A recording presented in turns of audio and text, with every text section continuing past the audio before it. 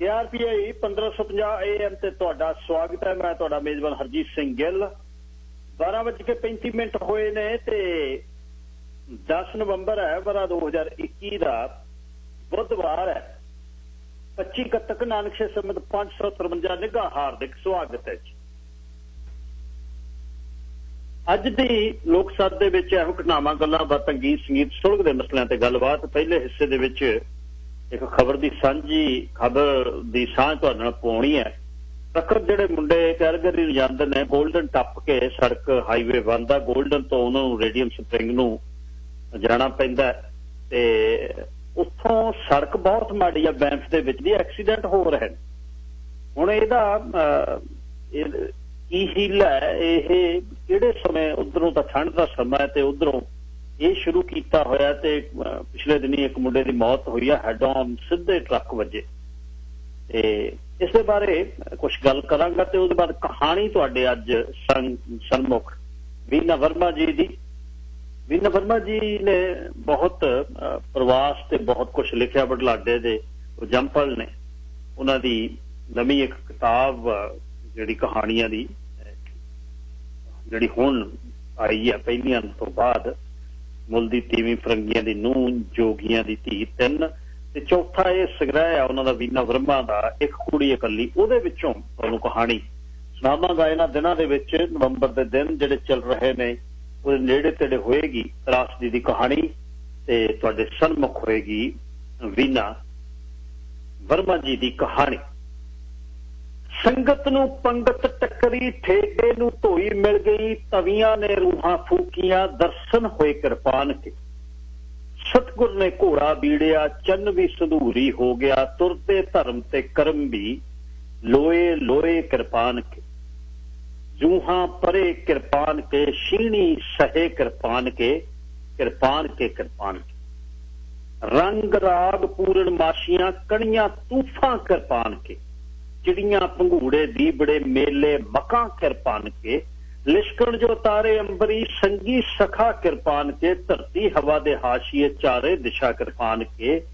ਬੋਲੀ ਵਸੇ ਲਿਪੀ ਵਸੇ ਭਾਸ਼ਾ ਵਸੇ ਕਿਰਪਾਨ ਕੇ ਕਿਰਪਾਨ ਕੇ ਕਿਰਪਾਨ ਕੇ ਕਿਰਪਾਨ ਕੇ ਕਿਰਪਾਨ ਕੇ। ਧੂੜਾ ਨੂੰ ਹਾਜ਼ਰ ਜਾਣ ਕੇ ਦਾੜੇ ਅਨੋਖੇ ਲਿਸ਼ਕ ਪਏ। ਝਾਂਗੜ ਝਿੜੀ ਦੇ ਮੋਰਚੇ ਤੇ ਟਾਕਰੇ ਕਿਰਪਾਨ ਕੇ। ਇਸ਼ਕੇ ਦਾ ਮਿਸਰਾ ਬੋਲ ਕੇ ਯੋਧੇ ਜ਼ਮੀਨ ਵਿੱਚ ਸੌ ਗਏ। ਜ਼ੀਨਾ ਰਕਾਬਾਂ ਕਾਠੀਆਂ ਤੇ ਪਖਰੇ ਕਿਰਪਾਨ। ਮਸਤਕ ਮਣੀ ਜੁੱਸਾ ਜਿਸਮ ਖਾਲਸ ਕਲਾ ਕਿਰਪਾਨ ਕੇ ਕਿਰਪਾਨ ਕੇ ਕਿਰਪਾਨ। ਸੁਖਨੋ ਸਬਕ 14 ਤਪਕ ਸ਼ੰਖੋ ਕਲਸ਼ ਤੋਇਆ ਤਪਸ਼ ਤਖਤੋ ਮਿਲਖ ਪੀਰੋ ਬਿਰਖ ਜੀ ਧਨ ਧਨ ਕਿਰਪਾਨ ਕੇ। ਹੈ ਧੂਲ ਵੀ ਸਰਦੂਲ ਵੀ ਜੋ ਰਹਿਬਰੀ ਕਰਤਾਰ ਦੀ ਟੁਕੜੇ ਵੀ ਤੇਗਾ ਬਣ ਗਏ ਜੀ ਖੰਨ ਖੰਨ ਕਿਰਪਾਨ ਕੇ। ਹਿੰਮਤ ਯਤਨ ਰੋੜੇ ਰਤਨ ਲੋਹਾ ਤਪਨ ਕਿਰਪਾਨ ਕੇ ਕਿਰਪਾਨ ਕੇ ਕਿਰਪਾਨ। ਸੋਚ ਹੈ ਇੱਕ ਟੇਕ ਹੈ ਇੱਕ ਫਲਸਫੇ ਦਾ ਨਾਮ ਹੈ। ਕਿਰਪਾਨ ਇੱਕ ਹਥਿਆਰ ਨਹੀਂ ਕਿਰਪਾਨ ਇੱਕ ਪੈਗਾਮ ਹੈ। ਪੈਗਾਮ ਉਸ ਮੱਥੇ ਨੂੰ ਜਿੱਥੇ ਪੱਤ ਹੈ ਨਾ ਰੱਤ ਹੈ ਸਰਵਤ ਹੈ ਕਿਰਪਾਨ ਹੀ ਸਰਵਤ ਹੈ। ਸਾਵਣ ਕਤੇ ਰੰਗੋ ਰਤੇ ਗੱਜ ਗੁਰਮਤੇ ਕਿਰਪਾਨ ਕੇ ਕਿਰਪਾਨ ਕੇ ਕਿਰਪਾਨ ਕੇ ਕਿਰਪਾਨ ਕੇ ਕਿਰਪਾਨ। ਇਹ ਆ ਹਰਮਨਜੀਤ ਕਿਰਪਾਨ ਕੇ। ਹਰ ਤਰਕਾਲ ਸੰਧਿਆ ਜਦੋਂ ਮੱਝਾਂ ਤੇ ਗਾਵਾਂ ਦੇ ਵੱਗ ਕੱਚੇ ਰਾਹਾਂ ਦੀ ਧੂੜ ਉਡਾਉਂਦੇ ਘਰੀ ਮੁੜਦੇ ਆ ਨਾ ਤਾਂ ਪੰਜਾਬ ਦੇ ਪਿੰਡਾਂ ਦੇ ਵਿੱਚ ਇੱਕ ਸ਼ੰਖ ਨਾਦ ਸੁਣਾਈ ਦਿੰਦਾ। ਸਿੱਖਾਂ ਦੀ ਸੰਧਿਆ ਦੀ ਪ੍ਰਾਰਥਨਾ ਜਿਸ ਨੂੰ ਰਹਿ ਰਾਸ ਆਖਦੇ ਨੇ ਦੀ ਸਮਾਪਤੀ ਨਗਾਰਿਆਂ ਦੀ ਗੂੰਜ ਨਾਲ ਹੁੰਦੀ। ਨਿਹੰਗ ਸਿੰਘਾਂ ਦੀਆਂ ਛਾਉਣੀਆਂ ਵਿੱਚ ਇਸ ਵੇਲੇ ਨਗਾਰਿਆਂ ਦੀ ਇਹ ਗੁੰਜਾਰ ਇੱਕ ਅਨੋਖਾ ਬਿਸਮਾਦ ਜਗਾਉਂਦੀ ਹੈ। ਦਲਾਂ ਦੇ ਸੈਂਕੜੇ ਘੋੜੇ ਉੱਚੀ ਉੱਚੀ ਹਿਣਕਦੇ ਨੇ। ਜਿਸ ਵੇਲੇ ਸਤਿ ਸ੍ਰੀ ਅਕਾਲ ਦੇ ਜਕਾਰੇ ਗੂੰਜਦੇ ਨੇ ਤਾਂ ਉਹ ਆਪਣੇ ਪੌੜਾਂ ਨਾਲ ਖੌਰੂ ਪਾਉਣ ਲੱਗਦੇ। ਉਹਨਾਂ ਦੀਆਂ ਅੱਖਾਂ ਹਨੇਰੇ ਵਿੱਚ ਅਜੀਬ ਤਰੀਕੇ ਨਾਲ ਸੁਲਗਦੀਆਂ ਨੇ। ਆਪਣੀਆਂ ਫਰਕਦੀਆਂ ਨਾਸਾਂ ਨਾਲ ਉਹ ਹਵਾ ਵਿੱਚ ਬੀਤੇ ਜੁਗਾਂ ਦੀ ਬਰੂਦ ਦੀ ਗੰਧ ਸੁੰਘਦੇ। ਆਪਣੇ ਕਨਾਤਰੇ ਕਰਕੇ ਕੰਨ ਖੜੇ ਕਰਕੇ ਉਹ ਖਲਾਅ ਵਿੱਚੋਂ ਕਿਸੇ ਅਗੰਮੀ ਆਵਾਜ਼ ਨੂੰ ਫੜਨ ਦਾ ਯਤਨ ਕਰਦੇ ਨੇ। ਕੌਣ ਜਾਣੇ ਉਹਨਾਂ ਨੂੰ ਹਨੇਰੇ 'ਚ ਦਸਮ ਗੁਰੂ ਦੇ ਨੀਲੇ ਘੋੜੇ ਦੀਆਂ ਟਾਪਾਂ ਸੁਣਾਈ ਦਿੰਦੀਆਂ ਹੋਣ। ਵਿਸ਼ਵਾਸ ਹੈ ਨੰਦੇੜ ਦੀ ਧਰਤੀ ਤੇ 300 ਸਾਲ ਪਹਿਲਾਂ ਦਸਮ ਗੁਰੂ ਦੇ ਅੰਤਮ ਕੌਤਕ ਦੀ ਇਹ ਕਹਿਰਬਾਨ ਰਾਤ ਸੀ। ਗਦਾਵਰੀ ਦੇ ਪਾਣੀ सारी रात वैन पाਉਂਦੇ ਰਹੇ जंगलों च डराउनी चुप सी फिर चमगादड़ां दी हू हू उदी बैठे सिंह कदे कदे हौका लेंदे ते वाहिगुरू वाहिगुरू आखदे इंज लगदा सी कि सोगवान रात ही नहीं मुकनी कदे। आखिर इन्ना ही सोगवान दिन चढ़िया पंछी चुप रहे जंगल विच सिंह नाद नहीं सुनिया केवल गोदावरी दे पानिया दी मातमी कल कल निरंतर जारी रहे। सिख गुरु साहब दे अंगीठे दुआले बैठे जिसनू अथरूआं नाल धोंदे रहे। इस समय रुखां दीआं पत्तियां ने हवा च थोड़ा थोड़ा हिलना शुरू कीता ते किधरों जप दी धुनी सुनाई दित्ती। निरभौ निर्वैर अकाल मूरत उन्हां डिठा एक उदासी संत उन्हां दे सामने खड़ा एक दसवें गुरु दे दर्शनां दी वार्ता आख रहा सी।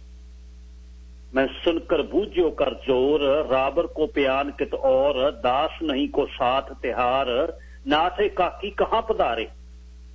उदासी संत कहता है गुरु साहब ने उसने दर्शन दिते वो नीले कमैत ते शस्त्र धारी होके किधरे जा रहे थे।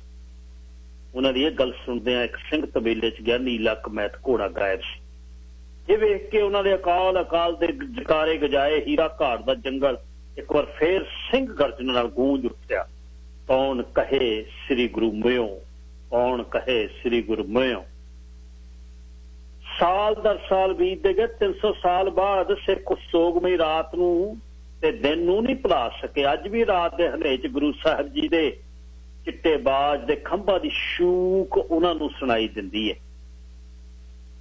हर संध्या रहरास उपरंतो गुरु जी नूं आवाजां मारदे चिट्टिया आवाजां वालिओ सतगुरो सोढी सच्चे पातशाह हो रग लो बिरद बाणे की लाज चित्तो गुप्तो शहीदो सिंहो सरवत खालसा सिंह साहब जी को सत श्री अकाल। एक कूका सुन के नगारे गूंजते ने स्याह आसमान उत्ते उड़दे चिट्टे बाज दी सूक सुनदी है। शूक घोड़े हिणकदे ने जकारे गूंजते ने सिख लोक दा कणकण यही कूकदा कौन कहे श्री गुरु मोया। अमरप्रीत सिंह गिल ने लिखिया मुंडे ने नीलिया फौजां वाले पेज ते पाया स्वाद लिया था। जिहड़े साडे ट्रकर्स कैलगरी नूं जांदे है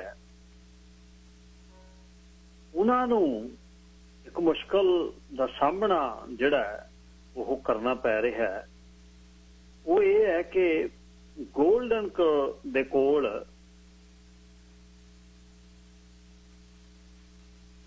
सड़क जिहड़ी ट्रांस कनेडा रोकती थल्ले नूं जिहड़ा हाईवे आउंदा रेडियम हॉट स्प्रिंग्स जिहड़ा एरिया ते थल्ले क्रेनब्रुक नूं आपां आउने आ वो रूट है जिहड़ा ओह ऊटनी दा लूप जिहड़ा मुड़ के कैसलगार आ जाने आ ते क्रस्टन दे विच दी ओह उत्थों फिर मुंडे फिर बैंफ नूं मिलदे ने। ओह सड़क अंदरली सड़क है और ट्रक्कां लई थोड़ा सड़क है ते उत्थे एक्सीडेंट हो रहे आ। हुण अज बर्फ पै गई कोकाहाला ते उपर बैंफ दे एरिए च रेडियम हॉट स्प्रिंग दे विच उत्थे बर्फ पै जानी है गोल्डन पै जानी है। गोल्डन दी तां सीधी सड़क दे विच किन्ने तंग हो गए मुंडे वो मोड़ घोड़ जे मूहरों कट्टण दे लई कोशिश कर रहे ने पर कोई ਉਹਦਾ ਸਮਾਂ ਕਿਹੜਾ ਹੈ ਇਹਨਾਂ ਨੂੰ ਕੋਈ ਸਮਝ ਸਕਦੇ ਨੇ ਟਰਾਂਸਪੋਰਟ ਮੰਤਰੀ ਤੇ ਇਹਨਾਂ ਨੂੰ ਇਹ ਜੇ ਸੂਬੇ ਦੇ ਜਿਹੜੇ ਮੰਤਰੀ ਨੇ ਇਹਨਾਂ ਨੂੰ ਕੋ ਥੋੜਾ ਬਹੁਤਾ ਐ ਪਤਾ ਹੋਣਾ ਚਾਹੀਦਾ ਵੀ ਇਹ 70 ਫੁੱਟ ਦਾ ਜਿਹੜਾ ਬਣਿਆ ਬਣਾਇਆ ਪਿੰਡ ਤੁਰਿਆ ਜਾਂਦਾ ਇਹਨੂੰ ਮੋੜਨ ਲਈ ਇਹਨੂੰ ਰੋਕਦਾ ਇਹ ਤੁਹਾਡੀ ਕਾਰ ਨਹੀਂ ਹੈ। ਪਹਿਲਾਂ ਤਾਂ ਬਣਾਉਣਾ ਨਹੀਂ ਜਦ ਬਣਾਉਣ ਲੱਗਣਾ ਤਾਂ ਉਸ ਸਮੇਂ ਬਣਾਉਣਾ ਜਦ ਵੀ ਜਮਾ ਹੀ ਜਿਹੜਾ ਸਾਬਣ ਨੂੰ ਤਿਲਕਦਾ ਜਾਂਦਾ ਟਰੱਕ। ਇਹ ਤਾਂ ਦੇਸ਼ ਦਾ ਹੀ ਪ੍ਰਾਈਡ ਚਾਹੀਦਾ ਦੇਸ਼ ਦਾ ਹੀ ਇੱਕ ਮਾਣ ਚਾਹੀਦਾ ਵੀ ਇੱਕੋ ਇੱਕ ਤੁਹਾਡੇ ਝੂੰਗੇ ਦੇ ਵਿੱਚ ਟਰਾਂਸ ਕੈਨੇਡਾ ਬਣਾ ਉਹ ਵੀ ਤੁਹਾਡੇ ਤੇ ਹਾਲੇ ਤੱਕ ਬਣਿਆ ਨਹੀਂ। ਗੱਲਾਂ ਡੀਂਗਾ ਤੁਸੀਂ ਦੁਨੀਆ ਦੇ ਸਟੇਜਾਂ ਤੇ ਜਾ ਕੇ ਵਿੱਚੇ ਟਰੂਡੋ ਹੋਣੀ ਮਾਰੀ ਜਾਂਦੇ ਆ ਵਿੱਚ ਹੀ ਜੇ ਕਰ ਦਿਆਂਗੇ ਉਹ ਕਰ ਦਿਆਂਗੇ। ਤੁਸੀਂ ਦੇਖਿਓ ਸਹੀ ਕੈਲਗਰੀ ਤੋਂ ਅੱਗੇ ਜਿਹੜਾ ਟਰਾਂਸ ਕੈਨੇਡਾ ਵਨ ਹੈ ਰਜ਼ਾਈਨਾ ਤੋਂ ਟੱਪ ਕੇ ਵਿਨੀਪੈਗ ਦੇ ਸੰਨ ਚ ਉੱਥੇ ਕੱਖ ਨਹੀਂ ਜੇ ਟਰੱਕ ਖਰਾਬ ਹੋ ਜਾਵੇ ਕੋਈ ਗੱਲ ਹੋਵੇ ਉੱਥੇ ਕੁਛ ਨਹੀਂ ਹੈ। -40 ਡਿਗਰੀ ਬਰਫ਼ ਦੇ ਤੂਫਾਨ ਆਉਂਦੇ ਨੇ ਤੇ ਬਰਫ਼ ਉੱਡਦੀ ਹੈ। ਵਿਨੀਪੈਗ ਤੋਂ ਅੱਗੇ ਥੰਡਰਵੇ ਦੇ ਏਰੀਏ ਦੇ ਵਿੱਚ ਕੁਛ ਹੋ ਜਾਵੇ ਉੱਥੇ ਮਤਲਬ ਸਟਿਲ ਰੌਕ ਦੇ ਏਰੀਏ ਦੇ ਵਿੱਚ ਟਰੱਕ ਖਰਾਬ ਹੋ ਜਾਵੇ ਬਸ ਤੂੰ ਛੱਡ ਦੇ ਗੱਲ किनारियां आले दुआले पानी खड़ा है ते ट्रक किते अनजान जवाक बंदे तो थल्ले उतर गया ते गया बस होया नहीं ते टेढ़ा ते करेना वाले आके जिहड़े ने जेब नूं पए नहीं हैवी टोइंग। मैनू सब तो वड्डी गल इह लगदी है भी आ पैसे जिहड़े बनाउंदा ना होप वाला भी इधर नूं लै गया मैं ट्रक इधर नूं खिच्चिया फिर असीं आ जिहड़ियां तारां तूरां जिहां पा के खिच्चदे हैं ये तो पंजाब दे जम्मे जाए 50 साल रस्से पा के खिंचते रहने केड़ा यह कहानी है जिहड़ी कड्डण दी गल है। जिन्हां ने तूड़ी दे कुप बन्ने ने उन्हां नूं पता किधरों लज्जां पा के किवें विहड़े दे विच घर दे विच वड्डी हुई किक्कर ओनूं कंध ते नहीं डिगण दिंदे पा के उपरों लज जा सिੱਟਣੀ गेड़ के धड़ दे के थल्ले सीधी सिੱਟਣੀ आ जिवें बंदा पिया हुंदा। पता नहीं की कहानी चल रही है। मैं रोटेटर लाया जी मैं आ दुनिया देखती है खड़े आ देखो जी ट्रक की केड़ी गल ट्रक की बर्बादी ਉਹਦੇ ਚ सट्टां लग गईयां रीढ़ ਦੀਆਂ हड्डियां टुट गईयां ते की दिखाउणा ਉਹਦੇ ਚ डेविस साहब करके गंजा सिर ते इधर नूं लै आंदा मैं उधर नूं लै आंदा मैं आके घूर ते बंदे अड़ीके सी मतलब छड्डो ये नहीं कहानी पर ਜਿਹਦੇ ਤੋਂ ਡਿੱਗਦੇ ਨੇ घुम के जो हाईवे ਸਾਂਭਿਆ ਹੋਵੇ ਤਾਂ ਫਿਰ ਉਹਦੇ ਤੋਂ ਡਿੱਗਣ ਕਿਉਂ ਇਹ ਕਿਤੇ ਬਾਕੀ ਨਾਰਥ ਅਮਰੀਕਾ ਦੇ ਵਿੱਚ ਜਿਹੜੇ ਨੇ ਉਹ ਟਰੱਕ ਚੱਲਦੇ ਨਹੀਂ। ਦੇਖਿਓ ਕਿਤੇ ਸਨੋ ਦੇ ਵਿੱਚ ਟਰੱਕ ਜਿਹੜੇ ਸਪੋਕਨ ਨੂੰ ਜਾਂਦੇ ਹਿੱਲ ਤੋਂ ਤਿਲਕਦੇ ਤੇ ਕਿਵੇਂ ਆਲੇ ਦੁਆਲੇ ਪੁਲਿਸ ਵਾਲੇ ਫਿਰਦੇ ਆ ਕਿਵੇਂ ਟਰੱਕ ਦੇ ਨਾਲ ਨਾਲ ਉਹ ਟਰੱਕ ਗੱਡੀ ਲਿਜਾ ਕੇ ਲੈ ਕੇ ਜਾਂਦੇ ਆ ਕਿਵੇਂ ਉੱਥੇ ਟੋਹ ਵਾਲੇ ਖੜੇ ਆ। ਇੱਥੇ ਇੱਕੋ ਹੀ ਹਾਈਵੇ ਹੈ ਉਹਦੇ ਝੁੰਗੇ ਦੇ ਵਿੱਚ ਕੁਛ ਨਹੀਂ ਕਿਤੇ ਵਾਸ਼ਰੂਮ ਨਹੀਂ ਕਿਤੇ ਪਾਣੀ ਨਹੀਂ ਕਿਤੇ ਧਾਣੀ ਨਹੀਂ ਤੁਰੇ ਫਿਰੋ ਜਿੱਥੇ ਡਿੱਗ ਗਿਆ ਬਸ ਲਾਂਘੇ ਕੋਲ ਦੀ ਲਾਂਘੇ ਬਸ ਗੱਲਾਂ ਸੁਣ ਲਓ ਅਸੀਂ ਯੂਨੀਅਨ ਜੀ ਅਸੀਂ ਆ ਜੀ ਅਸੀਂ ਜੇ ਜੀ ਅਸੀਂ ਉਹ ਜੀ। ਇੱਥੇ ਇੱਕ ਪਹਿਲਾ ਮੰਤਰੀ ਬੈਠਾ ਸੀ ਉਹ ਕਹਿੰਦਾ ਇੰਡੀਅਨ ਬੰਦੇ ਜਿਹੜੇ ਨੇ ਤੁਸੀਂ ਫਿਲਤੀ ਹੋ ਤੁਸੀਂ ਗੰਦੇ ਨਹੀਂ ਹੁਣ ਅਸੀਂ ਇੱਥੇ ਬੈਠੇ ਤੇ ਤੁਸੀਂ ਕਿਹੜਾ 30 ਮਾਰਕ ਬਣ ਗਏ ਤੁਸੀਂ ਕਿਹੜਾ ਸ਼ੰਖ ਪੂਜਦਾ ਜਿਹੜਾ ਤੁਸੀਂ ਬਹਿ ਕੇ ਜਾ ਕੇ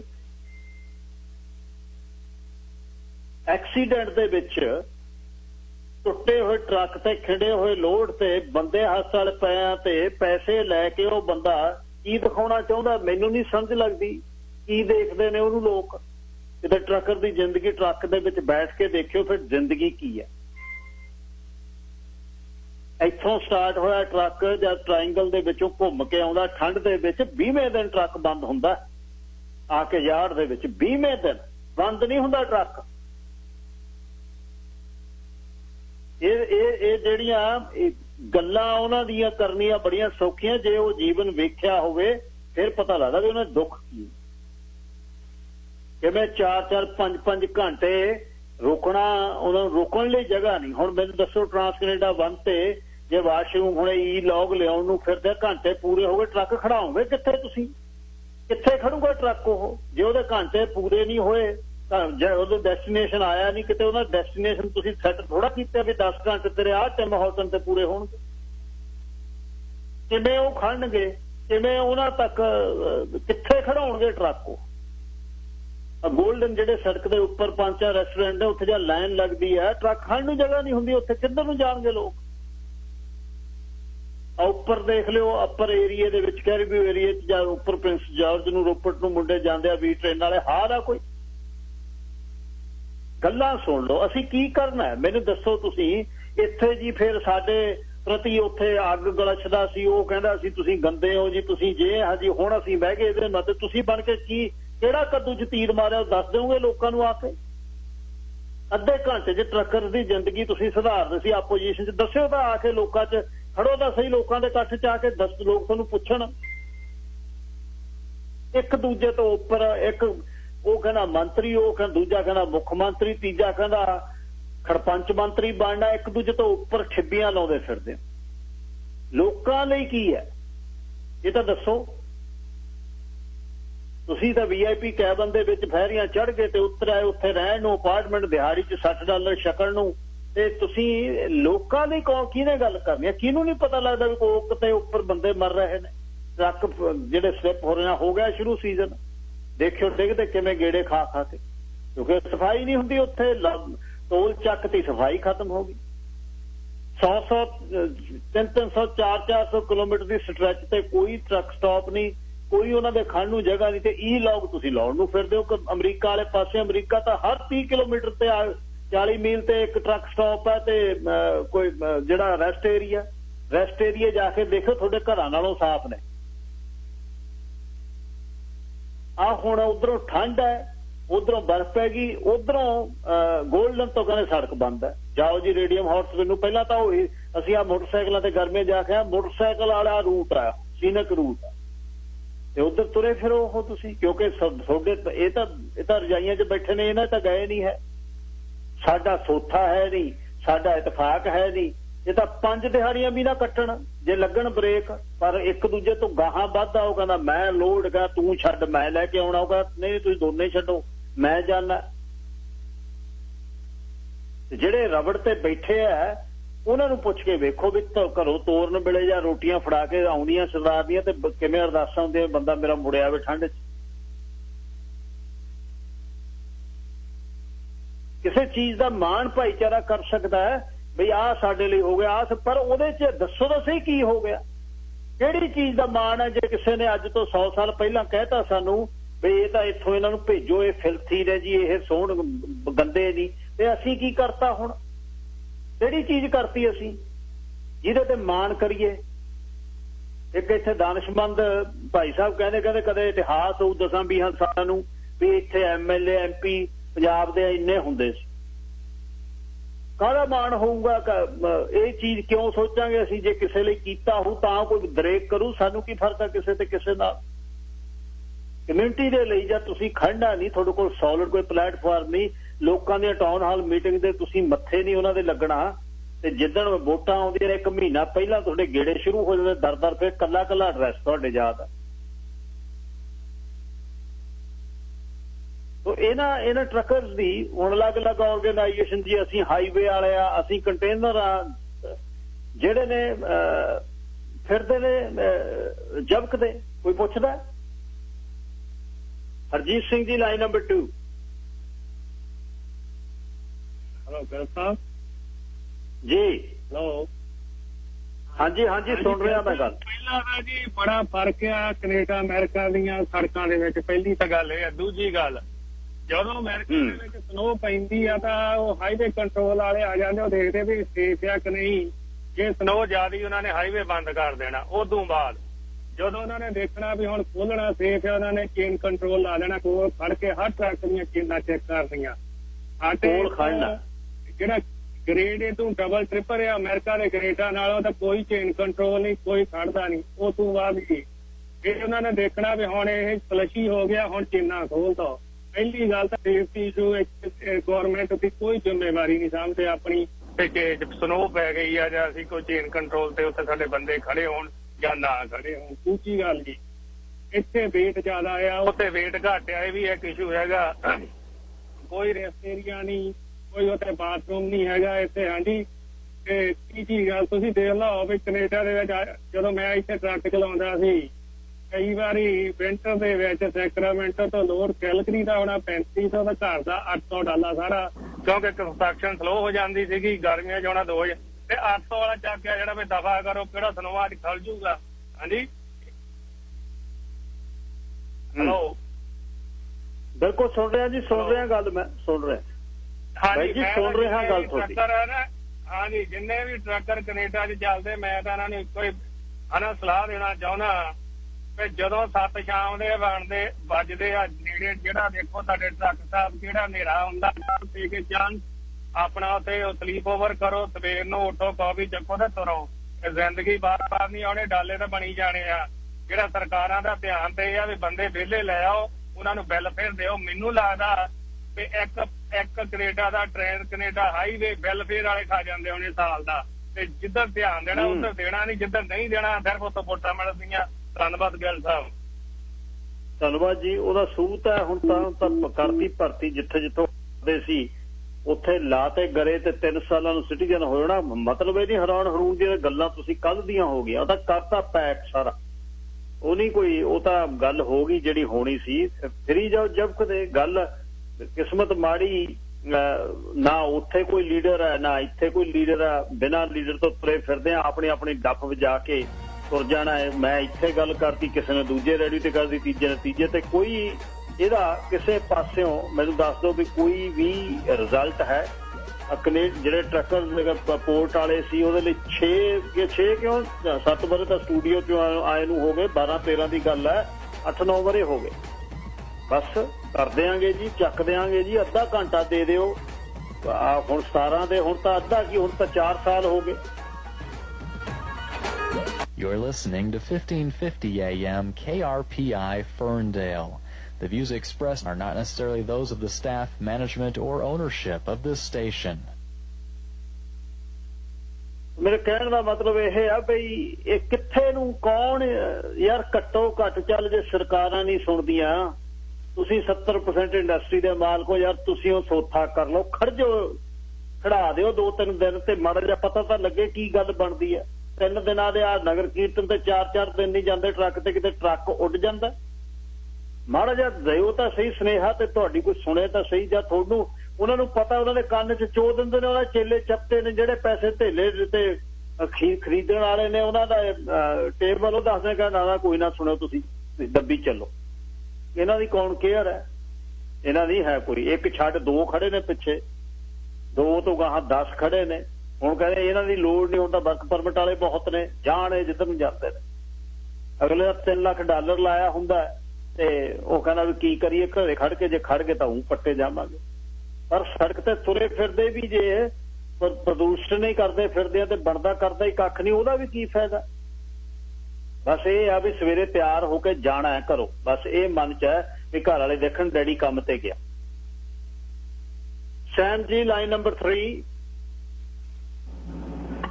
ਗੱਲ ਸਾਹਿਬ ਤੁਸੀਂ ਸਾਨੂੰ ਸਮਝਾ ਰਹੇ ਆ, ਇਹ ਤਾਂ ਗੱਲ ਪੜਨੀ ਇਧਰਲੀ ਸਾਈਡ ਤੋਂ ਤਾਂ ਭੁੱਲ ਜਾਓ ਵੀ ਅਸੀਂ ਇਕੱਠੇ ਹੋ ਕੇ ਕੁਝ ਕਰ ਲਵਾਂਗੇ।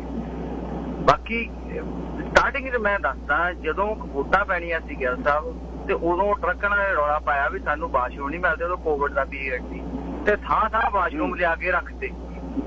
ਵੋਟਾਂ ਪਈਆਂ ਨਹੀਂ, ਸੇਮ ਡੇ ਚੱਕ ਕੇ ਲੈ ਗਿਆ, ਸੇਮ ਡੇ, ਵੀ ਕੋਵਿਡ ਬੰਦ ਹੋ ਗਿਆ ਸੀ ਉਦੋਂ। ਸੋ ਆਹ ਤਾਂ ਇਹਨਾਂ ਦੀ ਬਿਗਿਨਿੰਗ ਆ। ਅੱਛਾ, ਸਕੁਆਮਿਸ਼ ਨੂੰ ਜਾਓ, ਵਿਸਟਰਨ ਨੂੰ ਜਾਓ, ਉਧਰ 4-5 ਟਰੱਕ ਤੁਰੇ ਫਿਰਦੇ ਆ, ਕਲੀਨ ਕਰਦੇ ਫਿਰਦੇ ਆ। ਇਹ ਇਧਰਲੀ ਸਾਈਡ ਹੋਪ ਵੱਲ ਨੂੰ ਕਿਉਂ ਨਹੀਂ ਜਾ ਰਿਹਾ? ਕਿਉਂਕਿ ਉਧਰੋਂ ਵਿਸਲਰ ਤੋਂ ਪੈਸੇ ਆਉਂਦੇ ਆ, ਜਾਂ ਇੱਧਰ ਕੋਈ ਨਾਰਥ ਅਮਰੀਕਨ ਕੋਈ ਸਪੈਸ਼ਲ ਬੰਦੇ ਰਹਿੰਦੇ ਆ ਵੀ ਜਿਹੜਾ ਇੱਧਰ ਨੂੰ ਬਹੁਤ ਕਲੀਨ ਹੋ ਰਿਹਾ। ਸੋ ਇਹ ਗੱਲ ਜਿਹੜੀ ਆ, ਆਈ ਡੋਂਟ ਨੋ ਇਹਦਾ ਕੋਈ ਹੱਲ ਹੈਗਾ ਕਿ ਨਹੀਂ ਹੈਗਾ। ਪ੍ਰੋਵਿੰਸ਼ੀਅਲ ਇਸ਼ੂ ਆ ਇਹ, ਵੈਸੇ ਮੇਰੇ ਖਿਆਲ, ਮੈਨੂੰ ਵੈਸਾ ਪੂਰਾ ਨਹੀਂ ਪਤਾ ਵੀ ਹਾਈਵੇ ਜਿਹੜਾ ਇਹ ਆ ਪ੍ਰੋਵਿੰਸ਼ੀਅਲ ਇਸ਼ੂ ਹੈ ਨਾ, ਤੇ ਫਿਰ ਪ੍ਰੋਵਿੰਸ਼ੀਅਲ ਦਾ ਇਹ ਹੁਣ ਆਹ ਦੇਖੋ ਗੱਲਾਂ ਤਾਂ ਸੁਣਦੇ ਹੋਣਗੇ, ਇੰਨੀਆਂ ਗਾਲਾਂ ਖਾਣ ਦੇ ਬਾਵਜੂਦ ਉਧਰਲੇ ਲੋਕ ਵੀ ਕੋਈ ਸੌਖੇ ਨਹੀਂ। ਜਦੋਂ ਇੱਧਰ ਨੂੰ ਆਉਣਾ ਜਾਂ ਉਧਰ ਨੂੰ ਜਾਣਾ, ਕਈ ਲੋਕ ਤਾਂ ਟਰੱਕ ਇੱਧਰ ਨੂੰ ਜਾਂਦੇ ਨਹੀਂ, ਉਹ ਕਹਿੰਦੇ ਸੀ ਵੈਂਟਰ ਚਲਾਉਣਾ ਹੀ ਨਹੀਂ, ਉਹ ਜਾਂ ਇੰਡੀਆ ਨੂੰ ਚਲੇ ਜਾਂਦੇ ਆ ਜਾਂ ਸਾਊਥ ਨੂੰ ਪਵਾ ਲੈਂਦੇ ਆਪਣੇ ਟਰੱਕ, ਇੱਧਰ ਨੂੰ ਜਾਂਦੇ ਨਹੀਂ। ਹੁਣ ਕੀ ਹਾਲ ਹੈ? ਇਹ ਤਾਂ ਬਹੁਤ ਮਾੜਾ ਹੈ ਜੋ ਵੀ ਹੋ ਰਿਹਾ ਉੱਥੇ। ਕਲੀਨ ਅਪ ਹੋ ਸਕਦੀ ਆ, ਇਹ ਏਡਾ ਦਾ ਵੱਡਾ ਮਸਲਾ ਨਹੀਂ ਹੈਗਾ। ਕਲੀਨ ਅਪ ਹੀ ਘਟ ਗਈ ਆ, ਪਹਿਲਾਂ ਇੰਨੇ ਐਕਸੀਡੈਂਟ ਨਹੀਂ ਹੁੰਦੇ ਸੀ, ਹੁਣ ਉਹ ਸਾਫ਼ ਹੀ ਨਹੀਂ ਕਰਦੇ। ਕਹਿੰਦੇ ਸਨੋ ਪਹਿਲਾਂ ਪੈ ਲੈਂਦੇ, ਜਦੋਂ ਪੈ ਕੇ ਹਟ ਜਾਂਦੀ ਫੇਰ ਸਾਫ਼ ਕਰਨ ਲੱਗਦੇ, ਜਦ ਕਿ ਪਹਿਲਾਂ ਨਾਲੋਂ ਨਾਲ ਪਾਈ ਜਾਂਦੇ ਸੀ ਵੀ ਉਹ ਇੰਚ 2-2 ਇੰਚ ਤਾਂ ਟਰੱਕ ਨੂੰ ਕੋਈ ਮੰਨਦੇ ਨਹੀਂ, ਉਹ ਤੁਰੇ ਜਾਂਦੇ ਸੀ ਟਰੱਕ। ਹੁਣ ਜਦੋਂ ਫੁੱਟ ਪੈ ਜਾਂਦੀ ਹੈ ਤੇ ਸਲਿੱਪਰੀ ਵੱਧ ਜਾਂਦੀ ਹੈ, ਔਰ ਫਿਰ ਕੰਪੈਕਟ ਹੋ ਜਾਂਦੀ ਹੈ, ਮੁੜ ਕੇ ਪੱਟ ਹੀ ਨਹੀਂ ਹੋ ਰਹੀ। ਸੋ ਇਹ ਇਸ਼ੂ ਆ ਰਿਹਾ ਵੀਰ ਜੀ। ਸਤਿ ਸ਼੍ਰੀ ਅਕਾਲ, ਤੁਸੀਂ ਬਹੁਤ ਵਧੀਆ ਗੱਲ ਕਰ ਕੀਤੀ ਹੈ। ਸਤਿ ਸ਼੍ਰੀ ਅਕਾਲ। ਲਾਈਨ ਨੰਬਰ 4 ਤੁਸੀਂ ਏਅਰ ਤੇ ਹੋ ਜੀ। ਅਜੀਤ ਬਾਈ ਜੀ, ਸਤਿ ਸ਼੍ਰੀ ਅਕਾਲ ਜੀ। ਸਤਿ ਸ਼੍ਰੀ ਅਕਾਲ ਜੀ ਬਾਈ ਜੀ। 100 ਹੱਥ ਰਿਸ਼ਤਾ ਸਰੇ ਤੇ ਗੰਢ, ਇੱਕੋ ਗੱਲ ਮੁੱਕਦੀ ਜੀ। ਇਹ ਮੁਲਕ ਰਹਿਣ ਨੂੰ ਬਹੁਤ ਸੋਹਣਾ, ਟਰੱਕਿੰਗ ਦੇ ਮਾਮਲੇ 'ਚ ਇਹ 100 ਸਾਲ ਅਮਰੀਕਾ ਨਾਲੋਂ ਪਿੱਛੇ ਹੈ ਜੀ। ਇਹ ਕਦੀ ਵੀ ਨਹੀਂ ਉਸ ਬਰਾਬਰ ਹੋ ਸਕੂਗਾ, ਜਿਹੜੀਆਂ ਮਰਜ਼ੀ ਗੱਲਾਂ ਕਰ ਲਈਏ। ਕੋਈ ਹਾਲ ਨਹੀਂ ਇੱਥੇ, ਕੋਈ ਨਵੀਂ ਸਨੋ ਨਹੀਂ ਪੈਣ ਲੱਗੀ, ਕੋਈ ਨਵੀਂ ਸਰਕਾਰ ਨਹੀਂ, ਇਹ ਕੋਈ ਇੱਕ ਗਵਰਨਮੈਂਟ ਨੂੰ ਨਹੀਂ ਅਸੀਂ ਬਲੇਮ ਕਰ ਸਕਦੇ। ਤੁਸੀਂ ਸਸਕੈਚੁਆਨ ਦੇਖੋ, ਕਿੱਡਾ ਵੱਡਾ ਸੂਬਾ ਜੀ, ਚਾਹੇ ਟਰਾਂਸ ਕੈਨੇਡਾ ਕਹਿ ਲਓ ਹਾਈਵੇ, ਤੇ ਚਾਹੇ ਉਧਰ ਨੂੰ 16 ਨੰਬਰ ਹਾਈਵੇ ਕਹਿ ਲਓ। ਟਰੱਕਾਂ ਦੇ ਰੈਸਟ ਏਰੀਆ, ਪਹਿਲੀ ਗੱਲ ਤੇ ਵੜਦਿਆਂ ਨੂੰ ਜਾਂ ਨਿਕਲਦਿਆਂ ਨੂੰ ਇੱਕ ਰੈਸਟ ਏਰੀਆ ਹੁੰਦਾ, ਤੇ ਉੱਤੇ ਵੀ ਸਾਈਨ ਲੱਗਾ ਕਿ ਨੋ ਟਰੱਕ ਲਾਓ। ਦੇਖੋ ਜੀ, ਕਿੱਥੇ ਡਰਾਈਵਰ ਜਾਊਗਾ ਵਾਸ਼ਰੂਮ ਵਗੈਰਾ, ਕਿੱਥੇ ਐਮਰਜੈਂਸੀ 'ਚ ਖੜੂਗਾ ਜੀ। ਆਹੀ ਕਹਿਣਾ ਬਾਈ ਜੀ, ਥੈਂਕ ਯੂ ਜੀ।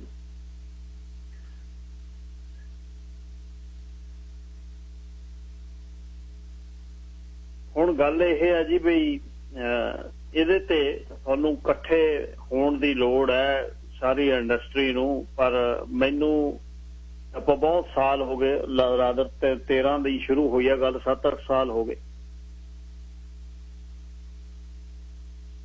ਮਤਲਬ ਕਿੰਨਾ ਕੁ ਚਿਰ ਅਸੀਂ ਇਸ ਤਰ੍ਹਾਂ ਤੁਸੀਂ ਤੁਰੇ ਫਿਰਨਾ ਤੇ ਕਿੰਨਾ ਕੁ ਚਿਰ ਤੁਸੀਂ ਮਿਹਨਤਾਂ ਕਰਕੇ ਖਾਲੀ ਹੱਥ ਘਰੇ ਮੁੜਨਾ, ਇਹ ਤਾਂ ਤੁਹਾਡੀ ਮਰਜ਼ੀ ਹੈ। ਪਰ ਗੱਲ ਮਾੜੀ ਹੈ। ਹੁਣ ਵਿੰਟਰ ਸ਼ੁਰੂ ਹੋ ਗਈ, ਤੁਹਾਡੇ ਸਾਹਮਣੇ ਆ ਟਰੱਕਾਂ ਦੇ ਐਕਸੀਡੈਂਟ ਤੇ ਉਹ ਖਬਰਾਂ ਸਾਨੂੰ ਅਸੀਂ ਆਪਸ ਵਿੱਚ ਸਾਂਝੀਆਂ ਕਰਨੀਆਂ ਨੇ। ਕਿਤੇ ਅੱਗ ਲੱਗ ਗਈ, ਹੁਣ ਟਰੱਕ ਜਿਹੜਾ ਇਹ ਪਿਛਲੇ ਦਿਨੀ ਐਕਸੀਡੈਂਟ ਹੋਇਆ ਰੇਡੀਅਮ ਹੌਟ ਸਪ੍ਰਿੰਗ ਤੋਂ ਜਾਂਦਾ ਹੀ ਬੈਂਫ ਨੂੰ, ਟਰੱਕ ਨੂੰ ਅੱਗ ਲੱਗ ਗਈ, ਹੈਡ ਆਨ ਹੋਇਆ ਸਿੱਧੇ, ਕਿਉਂਕਿ ਉਹ ਸੜਕ ਨਹੀਂ ਹੈ, ਉਹ ਸੜਕ ਨਹੀਂ ਇਸ ਦੇ ਲਈ ਹੈ। ਚਲੋ ਪਰ ਫਿਰ ਵੀ ਬੇਨਤੀ ਕਰਦਾ ਮੈਂ, ਸਾਡਾ ਜਿਹੜਾ ਹੋਕਾ ਦੇਣਾ ਫਰਜ਼ ਹੈ ਉਹ ਦਿੰਦੇ ਆ, ਪਰ ਤੁਸੀਂ ਜਿਹੜੇ ਫਸਟ ਹੈਂਡ ਇਹਦੇ 'ਚ ਕੰਮ ਕਰਦੇ ਹੋ ਤੇ ਤੁਸੀਂ ਪਲੀਜ਼ ਇਕੱਠੇ ਹੋ ਜਾਓ, ਸੌਖੇ ਰਹੋਗੇ, ਸਾਰੇ ਪਾਸਿਓਂ ਸੌਖੇ ਰਹੋ, ਪੈਸੇ ਧੇਲੇ ਵਾਲੇ ਪਾਸਿਓਂ ਵੀ ਤੇ ਨਾਲ ਤੁਹਾਡੀ ਸੁਰੱਖਿਅਤ ਤੁਸੀਂ ਰਹੋਗੇ, ਸਾਰਾ ਕੁਝ ਤੁਹਾਡਾ ਠੀਕ ਹੋ ਜਾਏ। ਪਰ ਇਕੱਠੇ ਤੁਹਾਨੂੰ ਹੋਣਾ ਪੈਣਾ, ਜੇ ਇਕੱਠੇ ਨਹੀਂ ਹੁੰਦੇ ਫਿਰ ਔਖਾ ਕੰਮ। ਫਿਰ ਇਹ ਉਸੇ ਤਰ੍ਹਾਂ ਦਾ ਹੀ ਕੰਮ ਆ। ਪਿਛਲੇ ਸਾਲ ਵੀ ਜਿਹੜੀ ਵਿੰਟਰ ਸੀ ਉਹ ਜਿਹੀ ਵਿੰਟਰ ਇਹ ਆਉਣੀ ਹੈ ਤੇ ਇਹਦੇ ਤੇ ਜ਼ਰੂਰ ਆਪਾਂ ਤੁਸੀਂ ਸਾਰੇ ਵਿਚਾਰ ਕਰੋ। ਆਰਗੇਨਾਈਜੇਸ਼ਨਾਂ ਜੀ ਅਸੀਂ ਇਹ ਤੇ ਇਹ ਕੋਈ ਚੀਜ਼ ਦਾ ਨਹੀਂ ਹੈ, ਜਦ ਤੱਕ ਤੁਹਾਡਾ ਦਿਲ ਨਹੀਂ ਹੈ ਤੁਹਾਨੂੰ ਕੋਈ ਵੀ ਜਥੇਬੰਦੀ ਕੁਛ ਨਹੀਂ ਕਰ ਸਕਦੀ, ਜਦ ਤੱਕ ਆਪਣਾ ਤੁਹਾਡਾ ਮਨ ਨਹੀਂ ਕਿ ਮੈਂ ਕੀ ਕਰਨਾ। 1:15 ਹੋ ਗਏ ਆ ਜੀ। ਕਹਾਣੀ ਸ਼ੁਰੂ ਕਰੀਏ ਫਿਰ।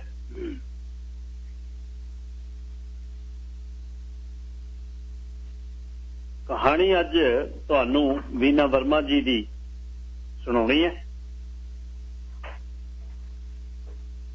ਅੱਜ ਦੀ ਕਹਾਣੀ ਹੈ ਵੀਨਾ ਵਰਮਾ ਜੀ ਦੀ, ਰਿਫਿਊਜੀ। 70 ਸਾਲ ਦਾ ਨਹੀਂ ਸੀ ਲੱਗਦਾ ਉਹ, ਨੌਜਵਾਨਾਂ ਵਰਗੀ ਫੁਰਤੀ ਚੁਸਤੀ ਸਰੀਰ ਸੀ, ਸਿੱਧਾ ਸਰੀਰ 6 ਫੁੱਟੀ ਡਾਂਗ ਵਰਗਾ, ਕਿਤੇ ਕੋਈ ਵਿੰਗ ਨਹੀਂ ਵਲ ਨਹੀਂ, ਮਜ਼ਬੂਤ ਜੁੱਸਾ, ਕਰੜੀ ਮਿਹਨਤ ਨਾਲ ਕਮਾਇਆ, ਸਾਂਵਲਾ ਰੰਗ, ਬਿਲਕੁਲ ਚਿੱਟੀ ਦਾੜੀ, ਰੂੰ ਵਰਗੀ ਤੇ ਸਿਰ ਤੇ ਸਿੱਧੀ ਜਿਹੀ ਪੱਗ। ਸਾਈਕਲ ਚਲਾਉਂਦੇ ਆ ਅਕਸਰ ਗਲੀਆਂ 'ਚ ਦੇਖਿਆ, ਤੇਜ਼ ਰਫ਼ਤਾਰ ਨਾਲ ਜਿਵੇਂ ਘੋੜਾ ਭੱਜਦਾ ਹੁੰਦਾ ਇਉਂ ਭੱਜ। ਲੋਕਾਂ ਦੇ ਘਰਾਂ 'ਚ ਰੰਗ ਰੋਗਨ ਦਾ ਕੰਮ ਕਰਦਾ ਸੀ, ਕੰਮ ਵਧੀਆ ਸੀ ਉਹਦਾ। ਇਹ ਲਈ ਪੂਰਾ ਮਤਲਬ ਆਪਣੇ ਘਰ 'ਚ ਰੰਗ ਰੋਗਨ ਉਹ ਤੋਂ ਕਰਾਉਂਦਾ, ਲੋਹੇ ਦੀਆਂ ਪੌੜੀਆਂ ਤੇ ਚੜ੍ਹ ਕੇ ਕਰ ਲੈ 3 ਮੰਜ਼ਲੀਆਂ ਇਮਾਰਤਾਂ ਤੱਕ ਪੇਂਟ ਕਰ ਦਿੰਦਾ। ਸਾਡੇ ਗੁਆਂਢੀਆਂ ਦੇ ਘਰ ਦੇ ਬਾਹਰ ਜਦੋਂ ਰੰਗ ਕਰਿਆ ਸੀ, ਮੈਨੂੰ ਵੀ ਆਪਣੇ ਘਰ ਦੀ ਸਫਾਈ ਦਾ ਕਰਾਉਣਾ। ਮੈਂ ਉਹਨੂੰ ਪੁੱਛਿਆ ਕਿ ਅਗਲੇ ਹਫ਼ਤੇ ਇੱਧਰ ਵੀ ਕਰ ਦਿਓ, ਕਹਿੰਦਾ ਆ ਜਾਵਾਂਗੇ ਭਾਈ। ਮੇਰੇ ਘਰ ਦਾ ਜਾਇਜ਼ਾ ਲਿਆ, ਉਹਨੇ ਕਿਹਾ ਕੰਮ ਆ ਕਿੰਨੇ ਦਿਨਾਂ 'ਚ ਮੁੱਕ ਗਿਆ। ਇੰਨੇ ਵੱਡੇ ਘਰ 'ਚ ਤੂੰ ਕੱਲੀ ਰਹਿਣੀ ਹੈ? ਉਹਨੇ ਹੈਰਾਨ ਹੋ ਕੇ ਬੱਚੇ ਸ਼ੇਰ ਇਕੱਲੇ ਹੀ ਹੁੰਦੇ ਨੇ। ਮੈਂ ਸੁਭਾਵਕ ਕਿਹਾ। ਮੇਰੀ ਗੱਲ ਸੁਣ ਕੇ ਉਹ ਬਹੁਤ ਹੱਸਿਆ, ਉੱਚੀ ਹੱਸਿਆ, ਖਾਸਾ ਦੇਰ ਤੱਕ ਹੱਸਿਆ। ਜਵਾਬ ਲਿਆਦਾ ਗੱਲ ਕਰਨ ਵਾਲਾ ਕੁੜੀਏ, ਤੂੰ ਆਹ ਗੱਲ ਸਹੀ ਕੀਤੀ ਆ ਤੂੰ, ਬਹੁਤ ਉੱਚੀ ਦੇ ਕੇ। ਅਗਲੇ ਦਿਨ ਕੰਮ ਸ਼ੁਰੂ ਕਰਤਾ, ਡਰਾਇੰਗ ਰੂਮ ਦੀ ਸਫਾਈ, ਸੈਲਫਾਂ ਤੇ ਪਈਆਂ ਕਿਤਾਬਾਂ ਮੈਂ ਲੱਗੀ ਚੱਕਣ। ਰਾਈਟਰ ਆ ਤੂੰ?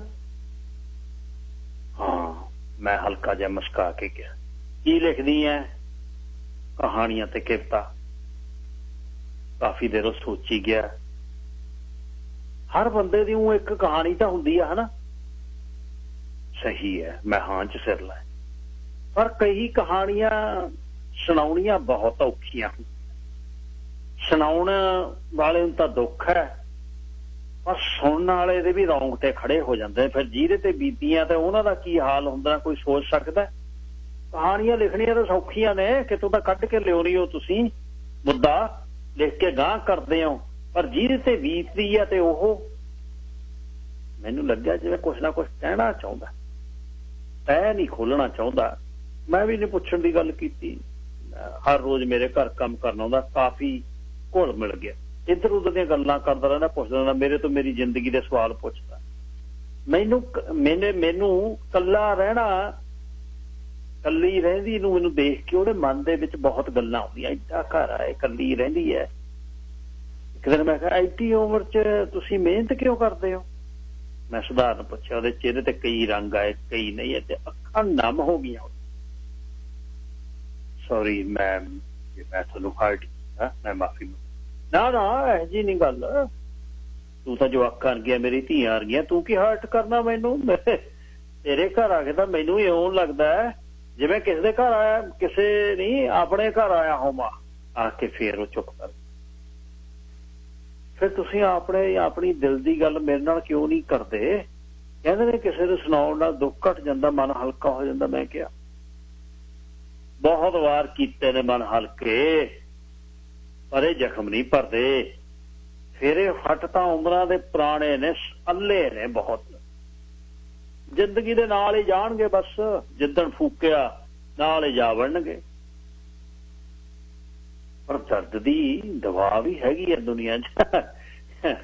ਇਹ ਜਿਹੜੇ ਤੁਹਾਡੀਆਂ ਗੱਲਾਂ ਨਾ ਕਿਰਤਾ ਸ਼ਿਫਤਾ ਵਾਲੀਆਂ ਤੇ ਕਹਾਣੀਆਂ ਹੋਣੇ ਵਾਲੀਆਂ, ਇਹ ਖਾਸਾ ਇਹ ਕੰਮ ਤੁਹਾਨੂੰ ਵਧੀਆ ਆਉਂਦਾ ਹੈ ਲਿਖਣਾ ਲੁਖਣਾ, ਪਰ ਜ਼ਿੰਦਗੀ ਨਹੀਂ ਇਉਂ ਹੁੰਦੀ। ਜ਼ਿੰਦਗੀ ਹੋਰ ਹੈ। ਸੁਣ, ਜਨਮ ਹੋਇਆ ਮੇਰਾ ਲਹਿੰਦੇ ਪੰਜਾਬ 'ਚ, ਦੂਜੇ ਬੰਨੇ ਪਾਕਿਸਤਾਨ। ਤੈਨੂੰ ਪਤਾ ਲਹਿੰਦਾ ਪੰਜਾਬ ਹੈ? ਹਾਂਜੀ ਹਾਂਜੀ। ਰਾਵਲਪਿੰਡੀ 'ਚ ਨਾ ਬਜਾਜੀ ਦਾ ਥੋਕ ਦਾ ਬਹੁਤ ਤਕੜਾ ਕਾਰੋਬਾਰ ਸੀ ਸਾਡਾ, ਬੜਾ ਹੀ ਤਕੜਾ। ਕਈ ਦੁਕਾਨਾਂ ਕੱਪੜੇ ਦੀਆਂ, ਤਾਏ ਚਾਚੇ ਸਾਰੇ ਮਿਲ ਕੇ ਕਰਦੇ। ਲੱਗਦਾ ਜਿਵੇਂ ਸਾਰਾ ਬਾਜ਼ਾਰ ਹੀ ਸਾਡਾ ਹੋ। 3 ਮੰਜ਼ਲੀ ਹਵੇਲੀ ਸੀ ਸਾਡੀ, ਰਾਜਿਆਂ ਵਰਗੀ ਜੀਵਨ, ਨੌਕਰ ਚਾਕਰ, ਮੋਟਰ ਗੱਡੀਆਂ, ਜ਼ਮੀਨਾਂ, ਮੰਨਿਆ ਪਰਮੰਨਿਆ ਸਿੱਖ ਖਾਨਦਾਨ ਸਾਡਾ ਸੀ। ਭੋਰਾ ਥੋੜ ਨਹੀਂ ਸੀ ਕਿਸੇ ਦੀ। ਚਾਰੇ ਪਾਸੇ ਲਹਿਰਾਂ ਬਹਿਰਾਂ, ਸੋਨੇ ਦੇ ਚਮਚੇ ਲੈ ਕੇ ਜੰਮੇ ਅਸੀਂ। ਘੋੜੀਆਂ ਹਿਣਕਦੀਆਂ, ਸਾਡੀਆਂ ਮਾਵਾਂ ਬੱਗੀਆਂ 'ਚ ਜਾਂਦੀਆਂ, ਸਾਡੀਆਂ ਭੈਣਾਂ ਬੱਗੀਆਂ 'ਚ ਪੜ੍ਹਨ ਜਾਂਦੀਆਂ, ਸਾਨੂੰ ਛੱਡ ਕੇ ਆਉਂ। ਇਕੱਠਾ ਟੱਬਰ, ਇਕੱਠਾ ਖਾਣਾ ਬਣਨਾ, ਦੇਗੇ ਉਬਲਣੇ। ਬਾਬੇ ਦੀ ਫੁੱਲ ਕਿਰਪਾ ਸੀ। ਬਹੁਤ ਵੱਡਾ ਕੁਨਬਾ ਸੀ ਸਾਡਾ। ਸ਼ਹਿਰ ਤੋਂ ਵੱਡੇ ਸ਼ਾਹੂਕਾਰ ਸੀ ਅਸੀਂ। ਪੂਰੇ ਇਲਾਕੇ 'ਚ ਸਾਡੀ ਸ਼ਾਨ, ਦਾਦੇ ਪੜਦਾਦੇ ਪੀੜ੍ਹੀਆਂ ਤੋਂ ਲੋਕ ਜਾਣ। 100 ਜੀ ਹੋਣਾ ਸਾਡੇ ਟੱਬਰ ਦਾ, 100। ਕੰਨੀ ਪਈ ਬਾਜ ਨਹੀਂ ਸੀ ਸੁਣਦੀ। ਘਰ 'ਚ ਕਿੰਨੇ ਬੰਦੇ ਨੇ ਗਿਣੇ ਨਹੀਂ ਸੀ ਜਾਂਦੇ, ਟੱਬਰ ਇਕੱਠਾ ਸੀ। ਪਿਆਰ ਇੰਨਾ। ਮੇਰੇ ਬਾਬਾ ਜੀ ਜੋ ਕਹਿੰਦੇ ਸਾਰਾ ਟੱਬਰ ਉਹ ਕਹਿੰਦਾ। ਮੇਰੀਆਂ 2 ਬੜੀਆਂ ਸਕੀਆਂ ਭੈਣਾਂ, ਇੱਕ ਵੱਡਾ ਭਾਈ ਸੀ। ਮੇਰਾ ਪਿਓ ਸੁੱਚਾ ਸਿੰਘ, ਮਾਂ ਪਵਿੱਤਰ ਕੌਰ। ਹੰਸਾਂ ਦੀ ਜੋੜ। ਜਦ ਕਿਤੇ ਨਹਾ ਧੋ ਕੇ ਇੱਕ ਮੰਜੇ ਤੇ ਉਹ ਬੈਠੇ ਹੋਣਾ, ਮੈਨੂੰ ਐਂ ਲੱਗਣਾ ਜਿਵੇਂ ਹੰਸ ਨਹੀਂ ਬੈਠੇ। ਹਰ ਪਾਸੇ ਸੁੱਖ ਸ਼ਾਂਤੀ ਸੀ, ਖੁਸ਼ਹਾਲੀ ਵਰਸਦੀ ਸੀ। 47 ਦੇ ਵਿੱਚ ਚਾਣ ਚੱਕ ਰਾਤੋਂ ਰਾਤ ਇੰਡੀਆ ਤੇ ਪਾਕਿਸਤਾਨ ਦਾ ਦਿਹਲਾ ਐਲਾਨ ਹੋ ਗਿਆ। ਤੂੰ ਤਾਂ ਨਹੀਂ ਜੰਮੀ ਹੋਣੀ 47 'ਚ, ਹੱਲਿਆਂ ਦੀ ਗੱਲ ਕਰਦਾ, ਤੂੰ ਤਾਂ ਛੋਟੀ ਐ। ਅੱਛਾ, ਅਫੜਾ ਦਫੜੀ ਹੋ ਗਈ, ਸਮਾਨ ਲੈ ਕੇ ਭੱਜ ਲਏ, ਭਰੇ ਭਰਾਏ ਘਰ ਜਾਇਦਾਦਾਂ। ਉੱਥੇ ਬਸ ਉੱਥੇ ਹੀ ਤੈਨੂੰ ਪਤਾ ਰਹਿ ਗਿਆ। ਫਸਾਦ ਹੋ ਗਏ, ਲੋਕ ਇੱਕ ਦੂਜੇ ਨੂੰ ਚਿੰਬੜ ਗਏ, ਖੂਨਾਂ ਦੇ ਪਿਆਸੇ। ਸਦੀਆਂ ਦੇ ਪਿਆਰ ਦਾ ਖੂਹ ਜਿਹੜਾ ਸੀ, ਬਸ ਉਹ ਖਾਤਾ ਬਣ ਗਿਆ। 10 ਸਾਲਾਂ ਦਾ ਸੀ ਮੈਂ ਜਦ ਇਹਦਾ। ਜਦ ਸਕੂਲ ਜਾਣ ਲੱਗਿਆ, ਬਾਪੂ ਨੇ ਮੈਨੂੰ ਰੋਕਤਾ। ਕੁਨਬਾ ਇਕੱਠਾ ਹੋ ਗਿਆ ਸਾਰਾ ਹਵੇਲੀ 'ਚ। ਘਰ ਦੇ ਬਜ਼ੁਰਗਾਂ ਨੇ ਸਲਾਹ ਕੀਤੀ ਪਾਕਿਸਤਾਨ ਛੱਡ ਕੇ ਕਿਵੇਂ ਹਿੰਦੁਸਤਾਨ ਚੱਲੀ। ਕਾਫਲੇ 'ਚ ਸਮਾਨ ਲੈ ਕੇ ਤੁਰ ਪਏ। ਰਾਤ ਨੂੰ ਥੋੜਾ ਹੀ ਦੂਰ ਹੋਏ ਤਾਂ ਫਸਾਦੀ ਮੁਸਲਮਾਨਾਂ ਨੇ ਆ ਕੇ ਹਥਿਆਰਬੰਦ ਟੋਲੇ ਨੇ ਘੇਰ ਲਿਆ। ਕਾਫਲੇ 'ਚ ਅਸੀਂ ਸਾਰੇ ਹਿੰਦੂ ਸਿੱਖ ਮਰਦਾਂ ਨੇ ਮੁਕਾਬਲਾ ਕੀਤਾ ਤੇ ਲੜ ਪਏ। ਜ਼ਖਮੀ ਮਰਦਾਂ ਦੇ ਸਾਹਮਣੇ ਉਹਨਾਂ ਦੀਆਂ ਔਰਤਾਂ ਦੇ ਧੀਆਂ ਭੈਣਾਂ ਨੂੰ ਨੰਗੀਆਂ ਕਰਕੇ ਜੁੱਤਾਂ ਲੁੱਟਦੀਆਂ ਤੇ ਇੱਕ ਔਰਤ ਦੇ ਨਾਲ ਜ਼ਬਰ ਜਨਾਹ ਹੋਇਆ। ਕਈਆਂ ਔਰਤਾਂ ਦੀਆਂ ਛਾਤੀਆਂ ਵੜਤੀਆਂ, ਕਈਆਂ ਦੇ ਚੀਰੇ ਦੇਤੇ, ਚੀਕ ਚਹਾੜਾ। ਸਾਡੇ ਕਾਫਲੇ ਤੇ ਨਹੀਂ ਹਮਲਾ ਹੋਇਆ, ਸਾਰੇ ਕਾਫਲੇ ਐ ਲੁੱਟੇ ਜਾਂਦੇ ਸੀ। ਮੇਰੇ ਵੱਲੋਂ ਝਾਕ ਰਿਹਾ ਸੀ ਵੀ ਇਹ ਕੀ, ਮੈਂ ਕੀ ਤੋੜ ਲਿਆ। ਮੈਂ ਵੀ ਬਹਿ ਗਈ, ਮੈਂ ਕੁਰਸੀ ਤੇ ਬੈਠ ਗਈ, ਝਾਕਣ ਲੱਗ ਗਈ। ਉਹ ਖੜਾ, ਇਉਂ ਲੱਗੇ ਜਿਵੇਂ ਕੋਈ ਸਿੱਖ ਪ੍ਰਚਾਰਕ ਬੋਲਦਾ ਹੁੰਦਾ। ਬਾਂਹ ਉਹਦੇ ਉੱਪਰ ਜਾਵੇ, ਥੱਲੇ ਜਾਵੇ। ਅੱਛਾ, ਕਈਆਂ ਨੇ ਖੂਹਾਂ 'ਚ ਛਾਲਾਂ ਮਾਰਤੀਆਂ। ਮੇਰੇ ਸਾਹਮਣੇ ਦੀ ਗੱਲ ਹੈ। 10 ਸਾਲ ਦੇ ਜਵਾਕਾਂ ਨੂੰ ਕਿੰਨਾ ਕੁ ਪਤਾ ਹੁੰਦਾ ਹੈ, ਪਰ ਮੇਰੇ ਯਾਦ ਹੈ। ਦੇਖ ਲਾ, ਕਈਆਂ ਨੇ ਦੁਪੱਟਿਆਂ ਨਾਲ ਫਾਹੇ ਲੈ ਲਏ, ਸਾਡੀਆਂ ਕੁੜੀਆਂ ਨੂੰ ਚੱਕ ਕੇ ਲੈ ਕੇ ਜਾਂਦੇ ਸੀ ਕਾਫਲੇ ਲੁੱਟਣ ਪਿੱਛੋਂ ਮਰਦਾਂ ਨੂੰ ਮਾਰ ਦਿੰਦੇ ਔਰਤਾਂ ਦੀਆਂ ਇੱਜ਼ਤਾਂ ਲੁੱਟਦੇ ਟੱਬਰਾਂ ਦੇ ਟੱਬਰ ਵਿਛੜ ਤੇ ਇੱਕ ਮੁਲਕ ਤੋਂ ਦੂਜੇ ਮੁਲਕ ਜਾਂਦੇ ਕਾਫਲੇ ਮੰਜ਼ਿਲ ਤੋਂ ਪਹੁੰਚਣ ਤੋਂ ਪਹਿਲਾਂ ਲੁੱਟੇ ਜਾਂਦੇ ਲਾਸ਼ਾਂ ਨਾਲ ਲਹੂ ਗੱਡੀ ਰੇਲ ਗੱਡੀਆਂ ਭਰੀਆਂ ਪਾਕਿਸਤਾਨ ਤੋਂ ਹਿੰਦੁਸਤਾਨ ਹਿੰਦੁਸਤਾਨ ਤੋਂ ਪਾਕਿਸਤਾਨ ਤੇ ਮੇਰੀਆਂ ਦੋਨੇ ਭੈਣਾਂ ਨੂੰ ਫਸਾਦੀ ਚੱਕ ਕੇ ਲੈ ਗਏ ਮੇਰਾ ਵੱਡਾ ਭਾਈ ਫਸਾਦੇ ਨਾਲ ਲੜਦਾ ਮਾਰਿਆ ਗਿਆ ਤੇ ਮੇਰੀ ਮਾਂ ਗੁੰਮ ਹੋ ਗਈ ਅੱਧ ਮਰੀ ਹਾਲਤ 'ਚ ਮੇਰਾ ਪਿਓ ਮੈਨੂੰ ਭੱਜ ਕੇ ਨਿਕਲਿਆ ਉੱਥੋਂ ਲੁਕਦੇ ਛਿਪਦੇ ਅਸੀਂ ਕੈਂਪ 'ਚ ਆ ਗਏ ਰਿਫਿਊਜੀਆਂ ਦੇ ਦੇਖਦਾ ਰਿਫਿਊਜੀ ਕੈਂਪ ਦੀ ਹਾਲਤ ਮਾੜੀ ਡੰਗਰਾਂ ਤੋਂ ਵੀ ਮਾੜਾ ਬੁਰਾ ਹਾਲ ਸਾਰੇ ਕਰਮਾਂ ਨੂੰ ਰੋਂਦੇ ਬਿਲਕਦੇ ਤੇ ਹਨੇਰਾ ਹੁੰਦਾ ਕੈਂਪਾਂ ਦੇ ਰਖਵਾਲੇ ਪਹਿਰੇਦਾਰ ਉਹਨਾਂ ਨੂੰ ਨਾਲ ਲੈ ਜਾਂਦੇ ਦਿਨ ਚੜ੍ਹਨ ਤੋਂ ਪਹਿਲਾਂ ਛੱਡ ਜਾਂਦੇ ਸਾਨੂੰ ਪਤਾ ਨਹੀਂ ਸੀ ਔਰਤਾਂ ਕਿੱਧਰ ਨੂੰ ਲੈ ਕੇ ਜਾਂਦੇ ਨੇ ਕਿੱਥੋਂ ਲੈ ਕੇ ਜਾਂਦੇ ਨੇ ਕਿੱਥੋਂ ਛੱਡਣਾ ਸ਼ਾਦੀਆਂ ਤੇ ਇਹਨਾਂ ਪਹਿਰੇਦਾਰਾਂ 'ਚ ਫਰਕ ਨਹੀਂ ਇਹ ਗਾਹਾਂ ਇੱਜ਼ਤਾਂ ਨੂੰ ਪੈ ਕੇ ਸਾਡੀਆਂ ਜਨਾਨੀਆਂ ਕਈ ਸਾਲਾਂ ਤੱਕ ਮੈਨੂੰ ਇਹ ਦ੍ਰਿਸ਼ ਦਿਖਦੇ ਛੋਟਾ ਸੀ ਮੈਂ ਮਜਬੀ ਨਾਰੇ ਮਾਰਦੀ ਭੀੜ ਸੜਕ ਤੇ ਹਥਿਆਰਬੰਦ ਗੁੰਡੇ ਵੱਢ ਟੋਕ ਦਰਿੰਦਗੀ ਦਾ ਨੰਗਾ ਨਾਚ ਔਰਤਾਂ ਨਾਲ ਜਬਰ ਜਨਾਹ ਬੱਚਿਆਂ ਦੇ ਕਤਲ ਮਰਦਾਂ ਦੇ ਸਰੀਰ ਦੇ ਟੁਕੜੇ ਲਾਸ਼ਾਂ ਦੇ ਢੇਰ ਬੇਵਤਨੀ ਤੇ ਰਿਫਿਊਜੀ ਕੈਂਪ ਉੱਜੜ ਕੇ ਤੇ ਮੈਂ ਅੱਖਾਂ ਮੀਚਦਾ ਮੈਨੂੰ ਉਹੀ ਲਲਕਰੇ ਵੱਜਦੇ ਸੁਣਦੇ ਬੜਾਂਗਾ ਹੁੰਦਾ ਸੁਣ ਛੇਵਾਂ ਦਰਿਆ ਜਾਣੀ ਪੰਜਾਂ ਦਰਿਆਵਾਂ ਦੀ ਧਰਤੀ ਤੇ ਭਾਈ ਭੱਗ ਗਿਆ ਹਿੰਦੁਸਤਾਨ ਅਸੀਂ ਆ ਗਏ ਉਧਰਲੇ ਰਿਫਿਊਜੀ ਕੈਂਪ ਚੋਂ ਅੰਮ੍ਰਿਤਸਰ ਪਹੁੰਚ ਕੇ ਲੱਗਿਆ ਜਿਵੇਂ ਬਾਬੇ ਦੀ ਨਗਰੀ 'ਚ ਆ ਗਏ ਰੋਟੀ ਰੋਜੀ ਦਾ ਕੋਈ ਜਰੀਆ ਨਹੀਂ ਸੀ ਹਰ ਪਾਸਿਓਂ ਮਦਦ ਕੋਈ ਨਹੀਂ ਸੀ ਮਿਲਦੀ ਰਿਫਿਊਜੀਆਂ ਦੇ ਕੈਂਪ 'ਚ ਸਮਾਂ ਜਾਂ ਰੱਖਿਆ ਸਾਨੂੰ ਬਾਹਰ ਕੱਢਤਾ ਜਾਓ ਭਾਈ ਆਪਣਾ ਰਹੋ ਗੰਦੀ ਜੀ ਬਸਤੀ 'ਚ ਮੇਰੇ ਪਿਓ ਨੇ ਇੱਕ ਝੋਪੜੀ ਲੈ ਜਗਾੜ ਲਾ ਕੇ ਦੁਕਾਨਦਾਰ ਤੋਂ ਕਿ ਰੇਹੜੀ ਭਾੜੇ ਤੇ ਲੈ ਗਈ ਫਲ ਵੇਚਣ ਲੱਗ ਗਿਆ ਗਲੀ ਗਲੀ 'ਚ ਫਲ ਵੇਚਦਾ ਮੈਂ ਵੀ ਬਚੇ ਖੁਚੇ ਸੜੇ ਸੰਤਰੇ ਕੇਲੇ ਤੇ ਅਮਰੂਦ ਇੱਕ ਟੋਕਰੀ 'ਚ ਪਾ ਕੇ ਮੈਂ ਗਲੀ 'ਚ ਜਾਣ ਲੱਗ ਗਿਆ ਮੈਨੂੰ ਲੱਗਿਆ ਮੈਂ ਕਿੱਥੇ ਪੰਗਾ ਲੈ ਲਿਆ ਮੈਂ ਤਾਂ ਇੱਕ ਸ਼ਾਂਤ ਵਗਦਾ ਦਰਿਆ ਇਹਦੇ ਵਿੱਚ ਇੱਟ ਮਾਰ ਮੈਨੂੰ ਹੁਣ ਆਪਣੇ ਆਪ ਤੇ ਬਹੁਤ ਚੰਗੀ ਲੱਗ ਰਹੀ ਸੀ ਮੈਂ ਇੱਕ ਦਰਵੇਸ਼ ਇਨਸਾਨ ਨੂੰ ਹੁਣ ਸੁਣੀ ਚੱਲੀ ਹੁਣ ਮੂੰਹ ਜਿਹਾ ਨਾ ਇੱਧਰ ਨੂੰ ਕਰ ਇੱਧਰ ਨੂੰ ਝਾਕ ਮੇਰੇ ਵੱਲ ਅੱਛਾ ਉਹਦੇ ਬਾਅਦ ਜਦ ਪਾਕਿਸਤਾਨ ਹਿੰਦੁਸਤਾਨ ਦੇ ਉਜੜੇ ਤੇ ਲਾਪਤਾ ਹੋਏ ਬੰਦੇ ਇੱਧਰ ਉੱਧਰ ਆਉਂਦੇ ਤਾਂ ਦੋਵੇਂ ਮੁਲਕਾਂ ਦੇ ਬੰਦੇ ਰੁਲੇ ਹੋਏ ਤੇ ਟੱਬਰਾਂ 'ਚ ਮਿਲਣ ਵਾਲੇ ਸਾਡੀ ਝੌਂਪੜੀ ਦੇ ਬਾਹਰ ਇੱਕ ਦਿਨ ਪੁਲਿਸ ਵਾਲੇ ਦੋਸ਼ ਪਾਏ ਮੇਰੀ ਮਾਂ ਉਹਨਾਂ ਦੇ ਨਾਲ ਮੈਂ ਆਪਣੀ ਜਦ ਮਾਂ ਨੂੰ ਦੇਖਿਆ ਮੇਰੀਆਂ ਭੁੱਬਾਂ ਨਿਕਲੀਆਂ ਮੈਂ ਜੱਫੀ ਪਾ ਲਈ ਮੇਰੇ ਪਿਓ ਨੇ ਉਹ ਕੀਤਾ ਜਿਹੜਾ ਕਦੇ ਨਹੀਂ ਸੀ ਸੋਚਿਆ ਮੈਂ ਹਲੇ ਜੱਫੀ ਪਾ ਕੇ ਡਾਡਾ ਮਾਰਦਾ ਮਾਂ ਮੇਰੀ ਡਾਂਡਾ ਮਾਰਦੀ ਸ਼ਰਮ ਨਹੀਂ ਆਉਂਦੀ ਤੈਨੂੰ ਆਪਣਾ ਕਾਲਾ ਮੂੰਹ ਕਰਕੇ ਉਰੇ ਆਉਂਦੀ ਨੂੰ ਮਰਨੀ ਗਈ ਤੂੰ ਬੇਗੈਰ ਤੇ ਕਿਤੇ ਕਿੱਥੋਂ ਆਈਆਂ ਮੇਰੀਆਂ ਭੈਣਾਂ ਹੋਰ ਤੀਵੀਆਂ ਦੇ ਇੱਜ਼ਤਾਂ ਦੇ ਖਾਤਰ ਖੂਹਾਂ ਛਾਲਾਂ ਮਾਰੀਆਂ ਤੂੰ ਇੱਥੇ ਕਿਉਂ ਆਈਆਂ ਤੂੰ ਵੀ ਕਿਉਂ ਨਹੀਂ ਛਾਲ ਮਾਰੀ ਕਿਹੜਾ ਮੂੰਹ ਲੈ ਕੇ ਆਈਆਂ ਬੇਸ਼ਰਮੇ ਮੇਰੇ ਲਈ ਤਾਂ ਤੂੰ ਮਰ ਗਈ ਕਾਹਦੇ ਲਈ ਆਪਣਾ ਚਿਹਰਾ ਇੱਥੇ ਲੈ ਕੇ ਆਈਆਂ ਜਿੱਥੇ ਮੇਰੀਆਂ ਦੋ ਧੀਆਂ ਮਰ ਗਈਆਂ ਤੂੰ ਕਿਹੜੀ ਆਸ ਤੇ ਦੁਨੀਆ ਜਾ ਮਰ ਜਾ ਇੱਥੇ ਮੇਰਾ ਪਿਓ ਦਾ ਆਹ ਰੂਪ ਭਾਈ ਮੈਂ ਜਦ ਦੇਖਿਆ ਮੇਰੀ ਮਾਂ ਨੇ ਰੋ ਰੋ ਦੱਸਿਆ ਮੈਨੂੰ ਕਿਸੇ ਭਲੇ ਮਾਨਸ ਮੁਸਲਮਾਨ ਨੇ ਫਸਾਦੀਆਂ ਬਚਾ ਕੇ ਘਰ 'ਚ ਸ਼ਰਨ ਦਿੱਤੀ ਉਹਦੀ ਜਾਨ ਤੇ ਇੱਜ਼ਤ ਬਚਾਉਣ ਲਈ ਮੁਸਲਮਾਨ ਜਿਹਦਾ ਨਾਮ ਮੁਹੰਮਦ ਸਦੀਕ ਸੀ ਤਲਵਾਰ ਨਾਲ ਮੁਕਾਬਲਾ ਕੀਤਾ ਆਪਣੇ ਘਰ 'ਚ ਪਰਿਵਾਰ 'ਚ ਹੀ ਆਪਣੀ ਸਗੀ ਭੈਣਾਂ ਵਾਂਗੂ ਮੇਰੀ ਮਾਂ ਨੂੰ ਰੱਖਿਆ ਪਰ ਮੇਰਾ ਪਿਓ ਨਾ ਮੰਨੇ ਮੇਰੇ ਤੇ ਵਿਸ਼ਵਾਸ ਕਰੋ ਮੈਂ ਆਪਣੇ ਜਵਾਕ ਦੀ ਸਹੁੰ ਖਾ ਕੇ ਕਹਿਨੀ ਆ ਮੁਹੰਮਦ ਭਾਈਜਾਨ ਨੇ ਮੇਰੇ ਵੱਲ ਕਦੇ ਨਹੀਂ ਝਾਕਿਆ ਸੂਣਾ ਤਾਂ ਦੂਰ ਆ ਕਦੇ ਮੇਰੇ ਨੇੜੇ ਨੇ ਸਗੀਆਂ ਭੈਣਾਂ ਤੋਂ ਵੱਧ ਮੈਨੂੰ ਸਮਝਦਾ ਸੀ ਗੰਗਾ ਜਲ ਨੂੰ ਪਵਿੱਤਰਾ ਸਰਦਾਰ ਜੀ ਤੁਹਾਡੀ ਪਵਿੱਤਰ ਕੌਰ ਤੁਹਾਡੀ ਧਰਮ ਪਤਨੀ ਸਵੀਕਾਰ ਕਰੋ ਉਹ ਰੋਵੇ ਗੈਰ ਮਰਦ ਦੇ ਘਰੇ 6 ਮਹੀਨੇ ਰਹਿ ਕੇ ਆਈਆਂ ਫੇਰ ਵੀ ਪਵਿੱਤਰ ਰਹਿ ਗਈ ਝੂਠ ਆ ਦਫਾ ਹੋ ਜਾ ਇੱਥੋਂ ਪਿਓ ਗਾਲਾਂ ਕੱਢੇ ਫੈਸਲਾ ਸੁਣਾਇਆ ਮੈਂ ਇੱਥੇ ਤੈਨੂੰ ਰਹਿ ਨਹੀਂ ਸਕਦੀ ਦਫਾ ਹੋ ਜਾ ਮੈਂ ਕਦੇ ਝੌਂਪੜੀ ਨੂੰ ਦੇਖਾਂ ਕਦੇ ਮਾਂ ਨੂੰ ਦੇਖਾਂ ਕਦੇ ਪਿਓ ਨੂੰ ਦੇਖਾਂ ਬਹੁਤ ਰਿਸ਼ਤੇਦਾਰਾਂ ਨੇ ਕਿਹਾ ਪਰ ਉਹ ਨਾ ਮੰਨਿਆ ਮੇਰੀ ਮਾਂ ਰੋਟੀ ਪਕਾ ਕੇ ਉਹਦੇ ਮੂਹਰੇ ਰੱਖ ਦਿਓ ਥਾਲੀ ਭਗਾ ਕੇ ਸਾਹਮਣੇ ਗਲੀ 'ਚ ਮਾਰ, ਕੱਪੜੇ ਧੋਂਦੇ ਉਹ ਕੱਪੜੇ ਨੂੰ ਅੱਗ ਲਾਉਂਦੇ, ਉਹਦੇ ਨੇੜੇ ਵੀ ਉਹਦੀ ਗਲਤੀ ਨਾਲ ਚਲੇ ਮੇਰਾ ਪਿਓ ਧੱਕਾ ਮਾਰ ਕੇ ਉਹਨੂੰ ਪਰਾਂ ਮਾਰ। ਹਾਰ ਕੇ ਮੇਰੀ ਮਾਂ ਉਸ ਨਾਲ ਰਿਸ਼ਤਾ ਜੋੜਨ ਦੀਆਂ ਕੋਸ਼ਿਸ਼ਾਂ ਛੱਡਤੀਆਂ ਤੇ ਮੈਂ ਹੀ ਉਹਨਾਂ ਦੇ ਦਰਮਿਆਨ ਗੱਲ ਦਾ ਜਿਹੜਾ ਜਰੀਆ ਸੀ। ਮੈਨੂੰ ਉਹ ਕਹਿੰਦੀ, ਮੈਂ ਪਿਓ ਨੂੰ ਕਹਿੰਦਾ, ਪਿਓ ਮੈਨੂੰ ਕਹਿੰਦਾ, ਮੈਂ ਉਹਨੂੰ ਕਹਿੰਦਾ, ਪਰ ਪਿਓ ਦੇ ਮੂਹਰੇ ਮੇਰੀ ਆਵਾਜ਼ ਨਾ ਨਿਕਲਦੀ। ਗੁੱਸਾ ਬਹੁਤ, ਹਾਲਤਮੰਦੀ। ਮੇਰੀ ਮਾਂ ਲੋਕਾਂ ਦੇ ਘਰਾਂ 'ਚ ਭਾਂਡੇ ਮਾਂਜਦੀ, ਰਾਣੀ ਵਰਗੀ ਮਾਂ ਜਿਹਦੇ ਕਦੇ ਪਾਣੀ ਦਾ ਗਲਾਸ ਭਰ ਕੇ ਨਹੀਂ ਪੀਤਾ। 20 ਨੌਕਰ ਵਿੱਚ ਵੱਜਦੇ ਫਿਰਦੇ ਹੁਣ ਲੋਕਾਂ ਦੇ ਘਰਾਂ 'ਚ ਨੌਕਰਾਂ ਨਹੀਂ ਬਣਦੇ।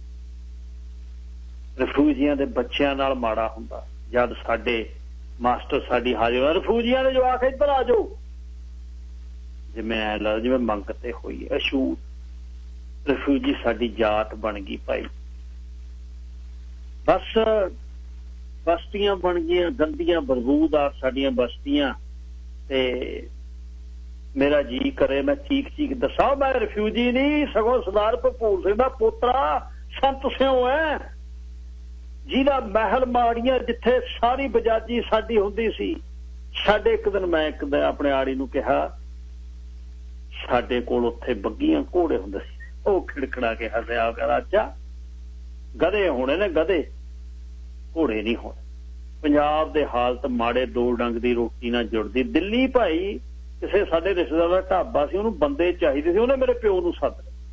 ਮੈਂ ਤੇ ਮੇਰੀ ਮਾਂ ਤੇ ਮੇਰੇ ਪਿਓ ਨਾਲ ਅਸੀਂ ਦਿੱਲੀ ਚਲੇ ਗਏ। ਤਰਲੋਕਪੁਰੀ ਗੰਦੀ ਜੀ ਕੋਲ ਮੇਰਾ ਪਿਓ ਢਾਬੇ ਤੇ ਰੋਟੀਆਂ ਪਾਉਂਦਾ, ਮੈਂ ਮੇਜ਼ ਕੁਰਸੀਆਂ ਸਾਫ਼ ਕਰਦਾ ਗਾਹਕਾਂ ਦੀ, ਮੇਰੀ ਮਾਂ ਰਸੋਈ 'ਚ ਭਾਂਡੇ ਮਾਂਜਦੀ। ਢਾਬੇ ਤੋਂ ਢਿੱਡ ਭਰਨ ਲੱਗਿਆ, ਸਿਰ ਨੂੰ ਫਲ ਪਿਆ, ਡਿੱਗਦੇ ਢੈਂਦੇ ਉਸਰ ਗਏ। ਮੈਂ ਜਵਾਨ ਹੋ ਗਿਆ, ਮੇਰਾ ਵਿਆਹ ਕਰਦਾ, 3 ਜਵਾਕ ਹੋ ਗਏ, 2 ਧੀਆਂ 1 ਪੁੱਤ। ਮੇਰੀ ਘਰ ਵਾਲੀ ਪ੍ਰੀਤ ਕੌਰ ਬਹੁਤ ਚੰਗੀ ਕੁੜੀ ਸੀ, ਮਾਪੇ ਬਜ਼ੁਰਗ, ਉਹਨਾਂ ਦੀ ਬਹੁਤ ਸੇਵਾ ਕੀਤੀ। ਮੇਰੀ ਮਾਂ ਢਾਬੇ ਤੇ ਭਾਂਡੇ ਮਾਂਜਣੋਂ ਹਟ ਗਈ। ਮੇਰਾ ਪਿਓ ਹਾਲੇ ਵੀ ਉੱਥੇ ਕੰਮ ਕਰਦਾ, ਸ਼ੁਰੂ ਤੋਂ ਕਰਦਾ। ਤੇ ਢਾਬੇ ਦਾ ਮਾਲਕ ਸਾਡਾ ਰਿਸ਼ਤੇਦਾਰ ਮਰ ਗਿਆ, ਉਹਦੇ ਪੁੱਤਾਂ 'ਚੋਂ ਕੋਈ ਕੰਮ ਨੂੰ ਕਰਨ ਨੂੰ ਤਿਆਰ ਨਹੀਂ। ਉਹਨੇ ਢਾਬਾ ਸਾਨੂੰ ਦਿੱਤਾ, ਢਾਬਾ ਚੱਲ ਪਿਆ। 3 ਜਵਾਕ ਮੈਂ ਅੰਗਰੇਜ਼ੀ ਸਕੂਲ 'ਚ ਦਿੱਲੀ ਪੜ੍ਹਾਏ। ਮੇਰੇ ਮੈਂ ਕਿਹਾ ਜਵਾਕ ਵਧੀਆ ਪੜ੍ਹਨ, ਜ਼ਖਮ ਭਰਨ ਲੱਗ ਗਏ, ਹਾਦਸੇ ਭੁੱਲ ਗਏ, ਹਿੰਦੁਸਤਾਨ ਘਰ ਬਣ ਗਿਆ। ਭੁੱਗ ਬਸਦਾ ਮੁਲਕ 37 ਸਾਲ ਬਾਅਦ ਫੇਰ ਭੁਚਾਲ ਆ ਗਿਆ, ਧਰਤੀ ਦਹਿਲ ਗਈ। ਸੰਨ 47 ਵਾਂਗੂ 84 ਆ ਗਿਆ। ਧਰਮ ਦੇ ਮਜ਼ਹਬ ਦੇ ਨਾਂ ਤੇ ਲੱਗ ਗਏ ਵੱਢ ਟੋਕ ਕਰਨ। ਸਿੱਖਾਂ ਨੂੰ ਖਿੱਚ ਕੇ ਗਲੀਆਂ ਬਾਜ਼ਾਰਾਂ 'ਚ ਘੜੀਸ ਲਿਆ, ਗਲਾਂ 'ਚ ਬਲਦੇ ਟਾਇਰ ਪਾ ਦਿੱਤੇ, ਔਰਤਾਂ ਨੂੰ ਨੰਗੀਆਂ ਕਰਕੇ ਇੱਜ਼ਤਾਂ ਲੁੱਟਦੀਆਂ। ਹਾਹਾਕਾਰ ਮਚ ਗਈ। ਸਰਕਾਰ ਸੁੱਤੀ ਪਈ ਤਮਾਸ਼ਾ ਦੇਖ ਕੇ ਸਾਡੇ ਢਾਬੇ ਤੇ ਵੀ ਹਮਲਾ ਹੋ ਗਿਆ। ਤਰਲੋਕਪੁਰੀ ਸੀ, ਪਤਾ ਤੈਨੂੰ, ਤੂੰ ਲਿਖਦੀ ਸੀ, ਪੜ੍ਹਿਆ ਤੈਨੂੰ, ਤੂੰ ਯਾਦ ਆ ਤੇਰੇ ਕੁਛ? ਹਾਂਜੀ ਹਾਂ ਯਾਦ ਆ ਮੇਰੇ। ਹਵਾ ਬੋਲੀ ਚੱਲੀ, ਹੁਣ ਸੁਣ ਲਈ। ਹਰ ਰੋਜ਼ ਕਹਿੰਦੀ ਸੀ ਸੁਣਾ ਕਹਾਣੀ, ਸੁਣ ਲੈ। ਸਾਰੇ ਤੋਂ ਬਾਅਦ ਫਸਾਦੀਆਂ ਨੇ ਮੇਰੇ ਬਜ਼ੁਰਗ ਪਿਓ ਤੇ ਮਾਂ ਨੂੰ ਕੁੱਟਿਆ। ਪਿਓ ਨੂੰ ਤਪਦੇ ਤੰਦੂਰ ਦੇ ਵਿੱਚ ਝੋਕਦਾ, ਮੇਰੀ ਮਾਂ ਮੇਰੇ ਪਿਓ ਤੋਂ ਬਚਾਉਣ ਆਈ, ਉਹਦੇ ਮਿੱਟੀ ਦਾ ਤੇਲ ਪਾ ਕੇ ਅੱਗ ਲਾ। ਢਾਬੇ ਦੇ ਉੱਪਰੇ ਸਾਡਾ 2 ਰੂਮ ਦਾ ਫਲੈਟ ਸੀ ਜਿੱਥੇ ਰਹਿੰਦੇ। ਫਸਾਦੀ ਉੱਪਰ ਆ ਕੇ ਮੈਂ ਵਿਰੋਧ ਕੀਤਾ। ਮੇਰੀ ਪੱਗ ਨਾਲ ਮੈਨੂੰ ਛੱਤ ਦੇ ਪੱਖੇ ਨਾਲ ਬੰਨ ਕੇ ਲਟਕਾ। ਮੇਰੀਆਂ ਅੱਖਾਂ ਦੇ ਸਾਹਮਣੇ ਮੇਰੀਆਂ ਨਿਆਣੀਆਂ ਧੀਆਂ ਤੇ ਜਵਾਨ ਘਰ ਵਾਲੀ ਨੂੰ ਉਹਨਾਂ ਨੇ ਗੰਦੀ ਹਫਸ ਦਾ ਸ਼ਿਕਾਰ ਬਣਾਇਆ। ਮੈਂ ਚੀਖਾਂ ਮਾਰਦਾ ਰਿਹਾ, ਨਾ ਕਰੋ ਤੁਸੀਂ, ਮੈਨੂੰ ਵੱਢ ਲਓ, ਟੁੱਕ ਲਓ। ਉਹ ਹੱਸਦੇ ਰਹੇ। 47 ਵਾਲੇ ਚਿਹਰੇ ਭੁੱਲ ਗਏ, 84 ਵਾਲੇ ਮੇਰੇ ਯਾਦ ਹੋਣ ਲੱਗ ਗਏ। ਅੱਛਾ, ਇਹ ਮੇਰੀ ਛਾਤੀ ਛੁਰਾ ਮਾਰਿਆ, ਮੈਨੂੰ ਮਰਿਆ ਸਮਝ ਕੇ ਲਟਕਦਾ ਛੱਡ ਕੇ ਹੇਠਾਂ ਜਾ ਕੇ ਢਾਬੇ ਨੂੰ ਲਾ ਦਿੱਤੀ। ਮੈਂ ਘਰ ਵਾਲੀ ਨੂੰ ਖੋਲਿਆ, ਸਹਾਰਾ ਦੇ ਕੇ ਹੇਠਾਂ ਲਾਇਆ। ਘਰ ਵਾਲੀ ਨੇ ਬਾਕੀ ਸਾਰਾ ਟੱਬਰ ਅੱਗ ਦੇ ਭਾਂਬੜਾ ਸੜ ਕੇ ਸੁਆਹ ਗਿਆ ਤੇ ਮੈਂ ਤੇ ਮੇਰੀ ਘਰ ਵਾਲੀ ਬਚੇ। ਬਸ ਮੇਰਾ ਪੁੱਤ ਬਚ ਗਿਆ ਖੁਸ਼ਕਿਸਮਤੀ ਨਾਲ, ਨਾਨਕੇ ਆਇਆ ਸੀ ਲੁਧਿਆਣੇ। ਬਾਅਦ ਚ ਪਤਾ ਲੱਗਿਆ ਸਾਡਾ ਘਰ ਨਹੀਂ ਸਗੋਂ ਦਿੱਲੀ ਅੱਧੀ ਸਾੜਤੀ। ਅੱਛਾ, ਬਸ ਘਰਾਂ 'ਚ ਕੋਈ ਦੀਵਾ ਬਾਲਣ ਵਾਲਾ ਨਾ ਰਿਹਾ ਤੇ ਬੁਰਾ ਹਾਲ। ਬਾਂਕੇ ਦਿਹਾੜੇ ਤੈਨੂੰ ਸਾਰਾ ਪਤਾ। ਸਾਰੇ ਜਿਵੇਂ ਪੰਜੇ ਉਂਗਲਾਂ ਦੇ ਹਿਲਾ ਬਰਾਬਰ ਨਹੀਂ ਹੁੰਦੀਆਂ, ਸਾਰੇ ਲੋਕ ਵੀ ਨਹੀਂ ਹੁੰਦੇ। ਕਈ ਹਿੰਦੂ ਪਰਿਵਾਰਾਂ ਨੇ ਦੇਖ ਲਾ ਸਿੱਖਾਂ ਦੀ ਮਦਦ ਵੀ ਕੀਤੀ। ਸਾਡੇ ਗੁਆਂਢ ਇੱਕ ਹਿੰਦੂ ਪਰਿਵਾਰ ਨੇ ਮੇਰੀ ਘਰ ਵਾਲੀ ਨੂੰ ਤੇ ਮੈਨੂੰ ਕਈ ਦਿਨ ਲੁਕੋਈ ਰੱਖਿਆ। ਬਾਅਦ ਮੇਰੀ ਘਰ ਵਾਲੀ ਜਿੰਨਾ ਕਰਮ ਹੋਇਆ, ਉਹਨਾਂ ਨੇ ਆਤਮ ਹੱਤਿਆ ਦੀ ਕੋਸ਼ਿਸ਼ ਕੀਤੀ। ਮੈਂ ਫੜ ਲੈਣਾ ਉਹਨੂੰ, ਬਾਹਾਂ 'ਚ ਲੈ ਕੇ ਉਹਨੂੰ ਨਾਲ ਲਾਉਣਾ, ਜ਼ਖਮੀ ਸੀਨੇ ਦੇ ਨਾਲ ਉਹਨੂੰ ਕਰਾਂ ਨਾ। ਮੈਨੂੰ ਉਹੀ ਗੱਲਾਂ ਯਾਦ ਆਣ ਲੱਗੇ ਜਿਵੇਂ ਪਿਓ ਨੇ ਮੇਰੀ ਮਾਂ ਨਾਲ ਕੀਤੇ, ਪਰ ਮੈਂ ਘਰ ਵਾਲੀ ਨੂੰ ਨਾ ਧੱਕਿਆ, ਮੈਂ ਉਹਨੂੰ ਨਾਲ ਲਾ ਕੇ ਰੱਖਿਆ। ਮੈਂ ਕਿਹਾ ਮੇਰੇ ਪਿਓ ਨੇ ਮੇਰੀ ਮਾਂ ਨੂੰ ਉਹਦੀ ਉਹਦੀ ਸਜ਼ਾ ਦਿੱਤੀ, ਉਹ ਤਾਂ ਉਹਦਾ ਕੰਮ ਨਹੀਂ ਸੀ। ਮੈਂ ਫੇਰ ਉੱਜੜ ਗਏ 47 ਤੋਂ ਬਾਅਦ, ਫੇਰ ਰਿਫਿਊਜੀ ਕੈਂਪਾਂ 'ਚ, ਫੇਰ ਰਿਫਿਊਜੀ ਬਣ ਗਏ ਚਾਰੇ ਪਾਸੇ ਚੀਕ ਚਹਾੜਾ, ਤੇ ਫੇਰ ਮੈਂ ਘਰ ਵਾਲੀ ਤੇ ਪੁੱਤ ਦੇ ਨਾਲ ਲੁਧਿਆਣੇ ਆ ਗਿਆ। ਹਾਲਤ ਉਹ ਜੇ ਫੇਰ ਹੋ ਗਈ। ਅਖੀਰ ਲੁਧਿਆਣੇ ਮਨ ਨਾ ਮਿਲਿਆ, ਮੈਂ ਕਿਹਾ ਵੀ ਚੱਲ ਬਾਹਰ ਨੂੰ ਜਾਣਾ। ਘਰ ਵਾਲੀ ਵੀ ਮੰਨ ਗਈ। ਜਾਲੀ ਢੰਗ ਨਾਲ ਚੋਰਾਂ ਨਾਲ ਮੈਂ ਇੰਗਲੈਂਡ ਇੱਥੇ ਆ ਗਿਆ। ਬਸ 7 ਸਮੁੰਦਰ ਪਾਰ ਕਰਕੇ ਅਨਲੀਗਲ ਇਹ ਕੰਟਰੀ 'ਚ ਆਇਆ। ਸਿਸਟਮ 'ਚ ਨਾ ਪਤਾ, ਚੋਰੀ ਛਿਪੇ ਜਿਹੜਾ ਕੰਮ ਮਿਲਦਾ, ਸਸਤੀ ਮਜ਼ਦੂਰੀ ਜਿਹੜੀ ਮਿਲਦੀ, ਇੱਕ ਦਿਨ ਇਮੀਗ੍ਰੇਸ਼ਨ ਵਾਲਿਆਂ ਨੇ ਛਾਪੇ ਫੜਿਆ ਗਿਆ। ਹੋਮ ਆਫਿਸ ਵਾਲਿਆਂ ਨੂੰ ਸਾਫ਼ ਦੱਸਦਾ ਮੈਂ ਦਿੱਲੀ ਦੇ ਦੰਗਿਆਂ ਦਾ ਸ਼ਿਕਾਰ ਹਾਂ, ਰੋਦਾ ਖੁਲਦਾ ਆਇਆ। ਬ੍ਰਿਟਿਸ਼ ਸਰਕਾਰ ਨੇ ਲੀਗਲ ਏਡ ਦਿੱਤੀ, ਵਕੀਲ ਨੇ ਹੋਮ ਆਫਿਸ 'ਚ ਅਸਾਲਮ ਦਾ ਕੇਸ ਪਾਤਾ, ਮੈਂ ਇੰਡੀਆ ਵਾਪਸ ਗਿਆ, ਮੇਰੀ ਜਾਨ ਨੂੰ ਖਤਰਾ। ਅਖੀਰ ਤੀਰ ਨਿਸ਼ਾਨੇ ਤੇ ਲੱਗ ਗਿਆ। ਇੰਗਲੈਂਡ 'ਚ ਰਾਸ਼ਟਰੀ ਸ਼ਰਨ ਮਿਲ ਗਈ। ਆਹ ਦੇਸ਼ 'ਚ ਮੈਂ ਆਪਣੇ ਟੱਬਰ ਨੂੰ ਪੈਸੇ ਭੇਜਦਾ ਰਿਹਾ ਵੀ ਘਰ ਵਾਲੀ ਤੇ ਪੁੱਤ ਆ ਜਾਣਗੇ। ਰੱਬ ਨੂੰ ਕੁਛ ਹੋਰ ਮਨਜ਼ੂਰ ਸੀ। ਕਿਸੇ ਗੰਭੀਰ ਬਿਮਾਰੀ ਕਰਕੇ ਘਰ ਵਾਲੀ ਮਰ ਗਈ, ਮੁੰਡਾ ਇਕੱਲਾ ਰਹਿ ਗਿਆ ਸਿਰ ਤੋਂ। ਤੇ ਉਹ ਪਹਿਲਾਂ ਨਹੀਂ, ਘਰ ਵਾਲੀ ਮਰ ਗਈ। ਕੰਧਾਂ ਨਾਲ ਲੱਗ ਲੱਗ ਕੇ ਰੋਇਆ ਮੈਂ। ਕੋਈ ਮਨਾਉਣ ਵਾਲਾ ਨਹੀਂ, ਕੋਈ ਕਰਨ ਵਾਲਾ ਨਹੀਂ। ਘਰ ਵਾਲੀ ਮਰ ਗਈ। ਜ਼ਿੰਦਗੀ ਦੇ ਦੁੱਖ ਆਉਣ ਲੱਗੇ, ਕਦੇ ਘਬਰਾਉਂਦਾ, ਫੇਰ ਸੰਭਲਦਾ। ਜਦ ਘਰ ਵਾਲੀ ਚਲੇ ਗਈ, ਫਿਰ ਮੈਂ ਆਪਣੇ ਪੁੱਤ ਨੂੰ ਹੌਸਲਾ ਦਿੱਤਾ ਕਿ ਫਿਕਰ ਨਾ ਕਰ, ਤੈਨੂੰ ਇੰਗਲੈਂਡ ਸੱਦ। ਬਹੁਤ ਘਰ ਵਾਲਿਆਂ ਨੇ, ਲੋਕਾਂ ਨੇ ਕਿਹਾ ਵਿਆਹ ਦੂਜਾ ਕਰਾ ਲਾ, ਪਰ ਮੈਂ ਕਿਹਾ ਨਾ, ਮੇਰਾ ਪੁੱਤ ਹੈ, ਬਸ ਮੈਂ ਉਹਦੇ ਲਈ। ਆਹ ਦੇਸ਼, ਆਹ ਦੇਖ ਲਾ ਤੂੰ ਤਾਂ ਧੀਆਂ ਰਹੀਆਂ। ਆਹ ਦੇਸ਼ ਦੇ ਵਿੱਚ ਕੀ ਕੁਛ ਹੈ। ਮੈਂ ਨਹੀਂ ਕਿਸੇ ਦੇ ਨੇੜੇ ਹੋਇਆ, ਕਿਸੇ ਨੂੰ ਹੱਥ ਨਹੀਂ ਦੇ ਇਹਨੂੰ ਲਾਉਣ। ਪੈਨੀ ਪੁੱਤ ਲਈ ਜੋੜਦਾ ਰਿਹਾ। ਰੱਬ ਮੂਹਰੇ ਅਰਦਾਸ ਕੇ ਛੇਤੀ ਕਦ ਪੁੱਤ ਆ ਜਾਵੇ ਤੇ ਸੁੱਖ ਦਾ ਸਾਹ ਲਵਾਂ। ਮੈਂ ਕਈ ਮੁਲਕਾਂ ਦੇ ਰਿਫਿਊਜੀਆਂ ਨੂੰ ਰੋਲਦਿਆਂ ਨੂੰ ਇੱਥੇ ਦੇਖ ਕੇ ਰੋਂਦਾ, ਤੇ ਮੈਂ ਨਾਲ ਹੀ ਨਾਲ ਆਹ ਦੇਸ਼ਾਂ ਨੂੰ ਸੋਚਦਾ ਵੀ ਆਹ ਦੇਸ਼ ਯਾਰ ਕੀ ਚੰਗੇ ਨੇ। ਉਹ ਦੇਸ਼ਾਂ 'ਚ ਅਸੀਂ ਵੱਸਦੇ ਉੱਜੜ ਗਏ। ਤੇ ਕਦੇ ਕਦੇ ਮੈਂ ਉੱਚੀ ਉੱਚੀ ਰੋਂਦਾ। ਤੇ ਚੁੱਪ ਕਰ ਗਈ ਤੂੰ? ਨਹੀਂ, ਮੈਨੂੰ ਹੁਣ ਸ਼ਰਮ ਆਉਂਦੀ ਆ। ਬਸ ਹਿੰਦੁਸਤਾਨੀ ਕਹਾਉਣ ਤੇ ਮੈਨੂੰ ਸ਼ਰਮ ਆਉਂਦੀ। ਮੇਰਾ ਵੀ ਗਲ ਪਰ ਤੂੰ ਤਾਂ ਬ੍ਰਿਟਿਸ਼ ਆ। ਉਹ ਹਲਕਾ ਜਿਹਾ ਹੱਸਿਆ। ਪਾਸਪੋਰਟ ਤੇ ਬ੍ਰਿਟਿਸ਼ ਆ, ਅੰਦਰੋਂ ਤਾਂ ਸਾਰੇ ਅਸੀਂ ਹਿੰਦੁਸਤਾਨੀ ਆ। ਦੁਨੀਆ ਜਿੱਥੇ ਮਰਜ਼ੀ ਜਾਈਏ। ਚੱਲ ਫੇਰ ਵੀ ਕੋਈ ਨਹੀਂ। ਹੁਣ ਦਿੱਲੀ ਦੇ ਨਾਲ ਤਾਂ ਸਾਰਾ ਹਿੰਦੁਸਤਾਨ ਮਾੜਾ ਨਹੀਂ। ਪੰਜਾਬ 'ਚ ਤਾਂ ਇਹੋ ਜਿਹਾ ਕਦੇ ਨਹੀਂ ਕੁਛ ਹੋਇਆ। ਉੱਥੇ ਵੀ ਊਂ ਤਾਂ ਹੋਇਆ ਜਦ ਧਾੜਵੀਆਂ ਨੇ, ਲਟੇਰਿਆਂ ਨੇ ਗਾੜੀ ਕੇਸ ਵਧਾ ਕੇ ਉੱਥੇ ਵੀ ਖਾਸਾ ਕੁਛ ਕੀਤਾ। ਚੋਰ ਰਲ ਗਏ ਸੀ ਉੱਥੇ। ਉਹਨਾਂ ਦਿਨਾਂ 'ਚ ਮੈਂ ਪਿੰਡੋਂ ਤੁਰਿਆ ਲੁਧਿਆਣੇ, ਪੁਲਿਸ ਫੜਨ ਲੱਗ ਗਈ ਸੀ। ਅੱਛਾ ਚੱਲ ਗਾਹਾਂ। ਇੱਕ ਦਿਨ ਵਕੀਲ ਨੇ ਮੈਨੂੰ ਦੱਸਿਆ ਵੀ ਤੇਰੇ ਪੁੱਤ ਗੁਰਮੀਤ ਦਾ ਇੰਗਲੈਂਡ ਆਉਣ ਦਾ ਬੰਦੋਬਸਤ ਹੋ ਗਿਆ। ਮੈਂ ਕਿਹਾ ਕਿਹਦੇ ਨਾਲ? ਉਹ ਕਹਿੰਦਾ ਮੇਰਾ ਉੱਥੇ ਬੰਦੇ ਨੇ, ਏਜੰਟ ਰਾਹੀਂ ਆਊਗਾ। ਮੈਂ ਵੀ ਖੁਸ਼ ਹੋ ਗਿਆ। ਚੱਲ ਕੋਈ ਗੱਲ ਨਹੀਂ। ਕੁਝ ਮਹੀਨਿਆਂ ਪਿੱਛੋਂ ਮੁੰਡੇ ਦੇ ਵਿਆਹ ਦੀ ਮਿਠਾਈ ਦਾ ਡੱਬਾ ਦੇਣ ਆ ਗਿਆ। ਫਿਰ ਪੋਤੇ ਦੀਆਂ ਸੂਚਨਾਵਾਂ ਵੀ ਮੇਰੇ ਤੱਕ ਪਹੁੰਚਾਉਂਦਾ। ਦੱਸਿਆ ਕਿ ਸਾਰੀ ਜਮ੍ਹਾਂ ਪੂੰਜੀ ਵਰਤ ਕੇ ਪੁੱਤ ਤੇ ਨੂੰ ਮਕਾਨ ਲੈ ਤਾ। ਪੁਰਾਣਾ ਖਸਤਾ ਮਕਾਨ ਖਰੀਦ ਕੇ ਮੁਰੰਮਤ ਕਰਤੀ। ਪੁੱਤ ਪੋਤਿਆਂ ਨੂੰ ਮਸਤ ਜਿਵੇਂ ਜ਼ਿੰਦਗੀ ਦੇ ਗਮ ਭੁੱਲ ਗਏ। ਤੇ ਸਾਰਾ ਕੁਛ ਠੀਕ ਹੈ। ਤੇ ਟੱਬਰ ਟੀਹਰ ਬਸ ਗਿਆ। ਮੈਂ ਸਾਰਾ ਕੁਛ ਮੇਰਾ ਬਣ ਗਿਆ। ਪੁੱਤ ਆ ਗਿਆ। ਤੇ ਹੁਣ ਮੈਂ ਕੰਮ ਕਰਨੇ ਛੱਡ ਦੇਣੇ। ਉਮਰ ਹੋ ਗਈ। ਧੂਕਣਾ ਦੁਖਦਾ ਮੇਰਾ। ਹੁਣ ਮੇਰੇ ਤੇ ਕੰਮ ਨਹੀਂ ਚੱਕ ਹੁੰਦਾ। ਪੁੱਤ ਕਮਾਉਣ ਲੱਗ ਪਿਆ। ਬਹੁਤ ਲਾਇਕ ਆ ਪੁੱਤ। ਸਾਰੀ ਉਮਰ ਮੈਂ ਮਿਹਨਤਾਂ ਮਜ਼ਦੂਰੀਆਂ ਕੀਤੀਆਂ। ਹੁਣ ਮੇਰਾ ਬੜੇਪਾ ਸਖਾਲਾ ਨਿਕਲ ਜੂ। ਰੱਬ ਨੇ ਮੇਰੀ ਤਪੱਸਿਆ ਸੁਣ ਲਈ। ਇਹਨਾਂ ਜਿਹਦੇ ਕਰਕੇ ਮੈਨੂੰ ਇੰਨਾ ਮੈਂ ਕੰਮ ਕੀਤਾ, ਮੇਰਾ ਖਿਆਲ ਰੱਖਦਾ ਗਰਮੀ। ਜਦੋਂ ਐ ਕਦੇ ਕਦੇ ਦੱਸਦਾ, ਉਹਦੇ ਬਾਅਦ ਤਾਂ ਮੈਨੂੰ ਖੁਸ਼ੀ ਵੀ ਹੁੰਦੀ। ਇੱਕ ਦਿਨ 11 ਵਜੇ ਰਾਤ ਨੂੰ, ਕਰੀਬ 11 ਵਜੇ ਡੋਰਬੈਲ ਹੋਈ। ਮੈਂ ਦਾ ਪਤਾ ਦੇਖਿਆ ਸੰਤ ਸਿੰਘ ਬਾਹਰ ਖੜਾ। ਆਹ ਵੇਲੇ ਤੁਸੀਂ ਕਿੱਥੋਂ? ਮੈਂ ਦਰਵਾਜ਼ਾ ਖੋਲ੍ਹਿਆ। ਇੱਕ ਰਾਤ ਮਿਲ ਸਕਦੀ ਹੈ ਰਹਿਣ ਨੂੰ? ਕਿਉਂ, ਕੀ ਗੱਲ ਹੋ ਗਈ? ਮੇਰੇ ਮੁੰਡੇ ਨੇ ਅੱਜ ਬਹੁਤ ਅਪਸੈਟ ਕੀਤਾ ਮੈਨੂੰ। ਮੈਂ ਪਹਿਲਾਂ ਕਦੇ ਤੇ ਨਾਲ ਗੱਲ ਨਹੀਂ ਕੀਤੀ। ਆਪਣਾ ਢਿੱਡ, ਮੈਂ ਕਿਹਾ ਚੱਲ ਨੰਗਾ ਹੂੰ, ਮੈਂ ਤਾਂ ਤੈਨੂੰ ਮਿਠਾਈ ਦੇ ਡੱਬੇ ਦੇ ਕੇ ਗਿਆ ਸੀ, ਲੋਕ ਹੱਸਦੇ ਨੇ। ਮੈਂ ਕਿਹਾ ਦਰਵਾਜ਼ੇ 'ਚ ਖੜਾ, ਅੰਦਰ ਆਓ। ਪਹਿਲਾਂ ਡਰਾਈਵਰ ਨੂੰ ਸੋਫੇ ਬਿਠਾ ਕੇ ਪਾਣੀ ਦਾ ਗਲਾਸ ਲੱਗਦਾ, ਬਹੁਤ ਉੱਚੀ ਉੱਚੀ ਰੋਣ ਲੱਗ ਗਿਆ, ਰੋ ਹੀ ਗਿਆ। ਇਹ ਗੱਲ ਕੀ ਹੋਈ? ਗੁਰਮੀਤ ਨੇ ਕੀ ਕਿਹਾ? ਮੈਂ ਪੁੱਛਿਆ। ਮੈਂ ਤੈਨੂੰ ਦੱਸਦਾ ਕੀ ਹੋਇਆ। ਗੁਰਮੀਤ ਦੀ ਜਿਹੜੀ ਘਰ ਵਾਲੀ ਆ ਬਹੁਤ ਚੰਗੀ ਕੁੜੀ ਨਹੀਂ ਹੈਗੀ, ਕਲੇਸ਼ਣ ਹੈ ਬਹੁਤ ਬਹੁਤ। ਜਿੱਦਣ ਦੀ ਆਈ ਹੈ ਮੇਰੇ ਪੁੱਤ ਨੂੰ ਮੇਰੇ ਖਿਲਾਫ ਭੜਕਾਉਂਦੀ, ਦਿਨ ਰਾਤ ਉਹਦੇ ਕੰਨ ਭਰਦੀ ਹੈ। ਮੇਰੇ ਪੋਤਿਆਂ ਨੂੰ ਮੈਨੂੰ ਬੋਲਣ ਨਹੀਂ ਦਿੰਦੀ, ਰੋਟੀ ਤੱਕ ਨਹੀਂ ਪਕਾ ਕੇ ਦਿੰਦੀ। ਕੁੱਤੇ ਜਿੰਨੀ ਕਦਰ ਨਹੀਂ ਉਹ ਘਰ, ਜਿੰਨਾ ਕਮੈਸਾ ਕਮਾਉਂਦਾ। ਹਲੇ ਆ ਦੇਖ ਲਾ ਤੁਹਾਡੇ ਭੇਟ ਅੱਜ ਕਿੰਨੇ ਸਾਰੇ ਇਲਾਕੇ 'ਚ ਕਰਕੇ ਗਿਆ, ਸਾਰੇ ਉਹਨੂੰ ਦਿੰਦਾ, ਫੇਰ ਵੀ ਨਹੀਂ ਬੋਲਦੀ। ਸਭ ਕੁ ਉਹਨੂੰ ਦਿੰਦਾ।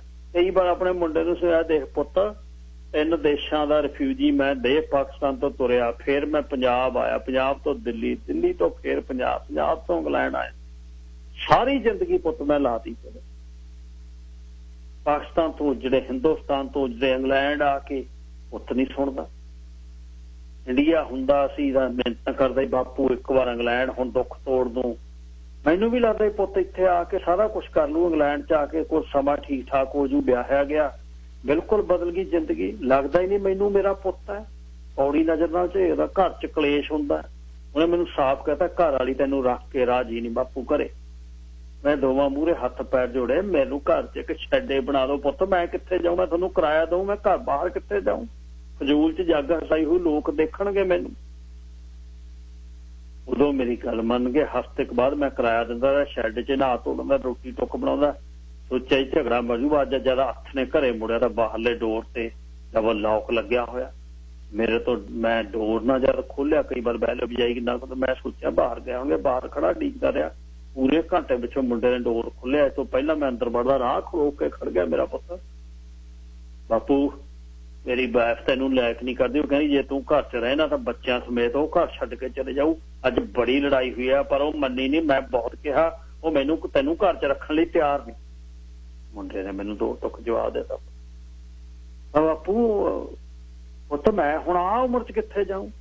ਉਹ ਬਾਪੂ ਤੂੰ ਤਾਂ ਰਿਫਿਊਜੀ ਆਏ ਕੰਟਰੀ 'ਚ, ਕਿਤੇ ਵੀ ਚਲੇ ਜਾਵੇਂਗਾ ਸਰਕਾਰ ਤੈਨੂੰ ਘਰ ਦੇ ਦੂਗੀ ਘਰ ਰਹਿਣ ਨੂੰ, ਪਰ ਤੂੰ ਸੋਚ ਮੈਂ ਕਿੱਥੇ ਜਾਊਂ? ਰਿਪੋਰਟ ਕਰਾ ਦੂ ਇਹ। ਮੈਂ ਤਾਂ ਕੱਚਾ, ਹਲੇ ਮਸਾ ਇਹਦਾ ਵਿਆਹ ਕਰਾ ਕੇ ਹਲੇ ਪੱਕਾ ਪਾਸਪੋਰਟ ਤੇ ਸਟੈਂਪ ਨਹੀਂ ਲੱਗੀ, ਪੱਕਾ ਨਹੀਂ ਹੋਇਆ ਹਜੇ ਮੈਂ ਇੱਥੇ। ਤੂੰ ਦੱਸ ਮੈਂ ਜੇ ਕੱਢੇਗਾ ਮੈਂ ਕਿੱਥੇ ਜਾਊਂ, ਇੰਡੀਆ ਕਿ ਪਾਕਿਸਤਾਨ? ਇੰਨਾ ਕਹਿ ਕੇ ਪੁੱਤ ਨੇ ਸਾਹ ਦੇ ਕੇ ਦਰਵਾਜ਼ਾ ਬੰਦ ਕਰਤਾ।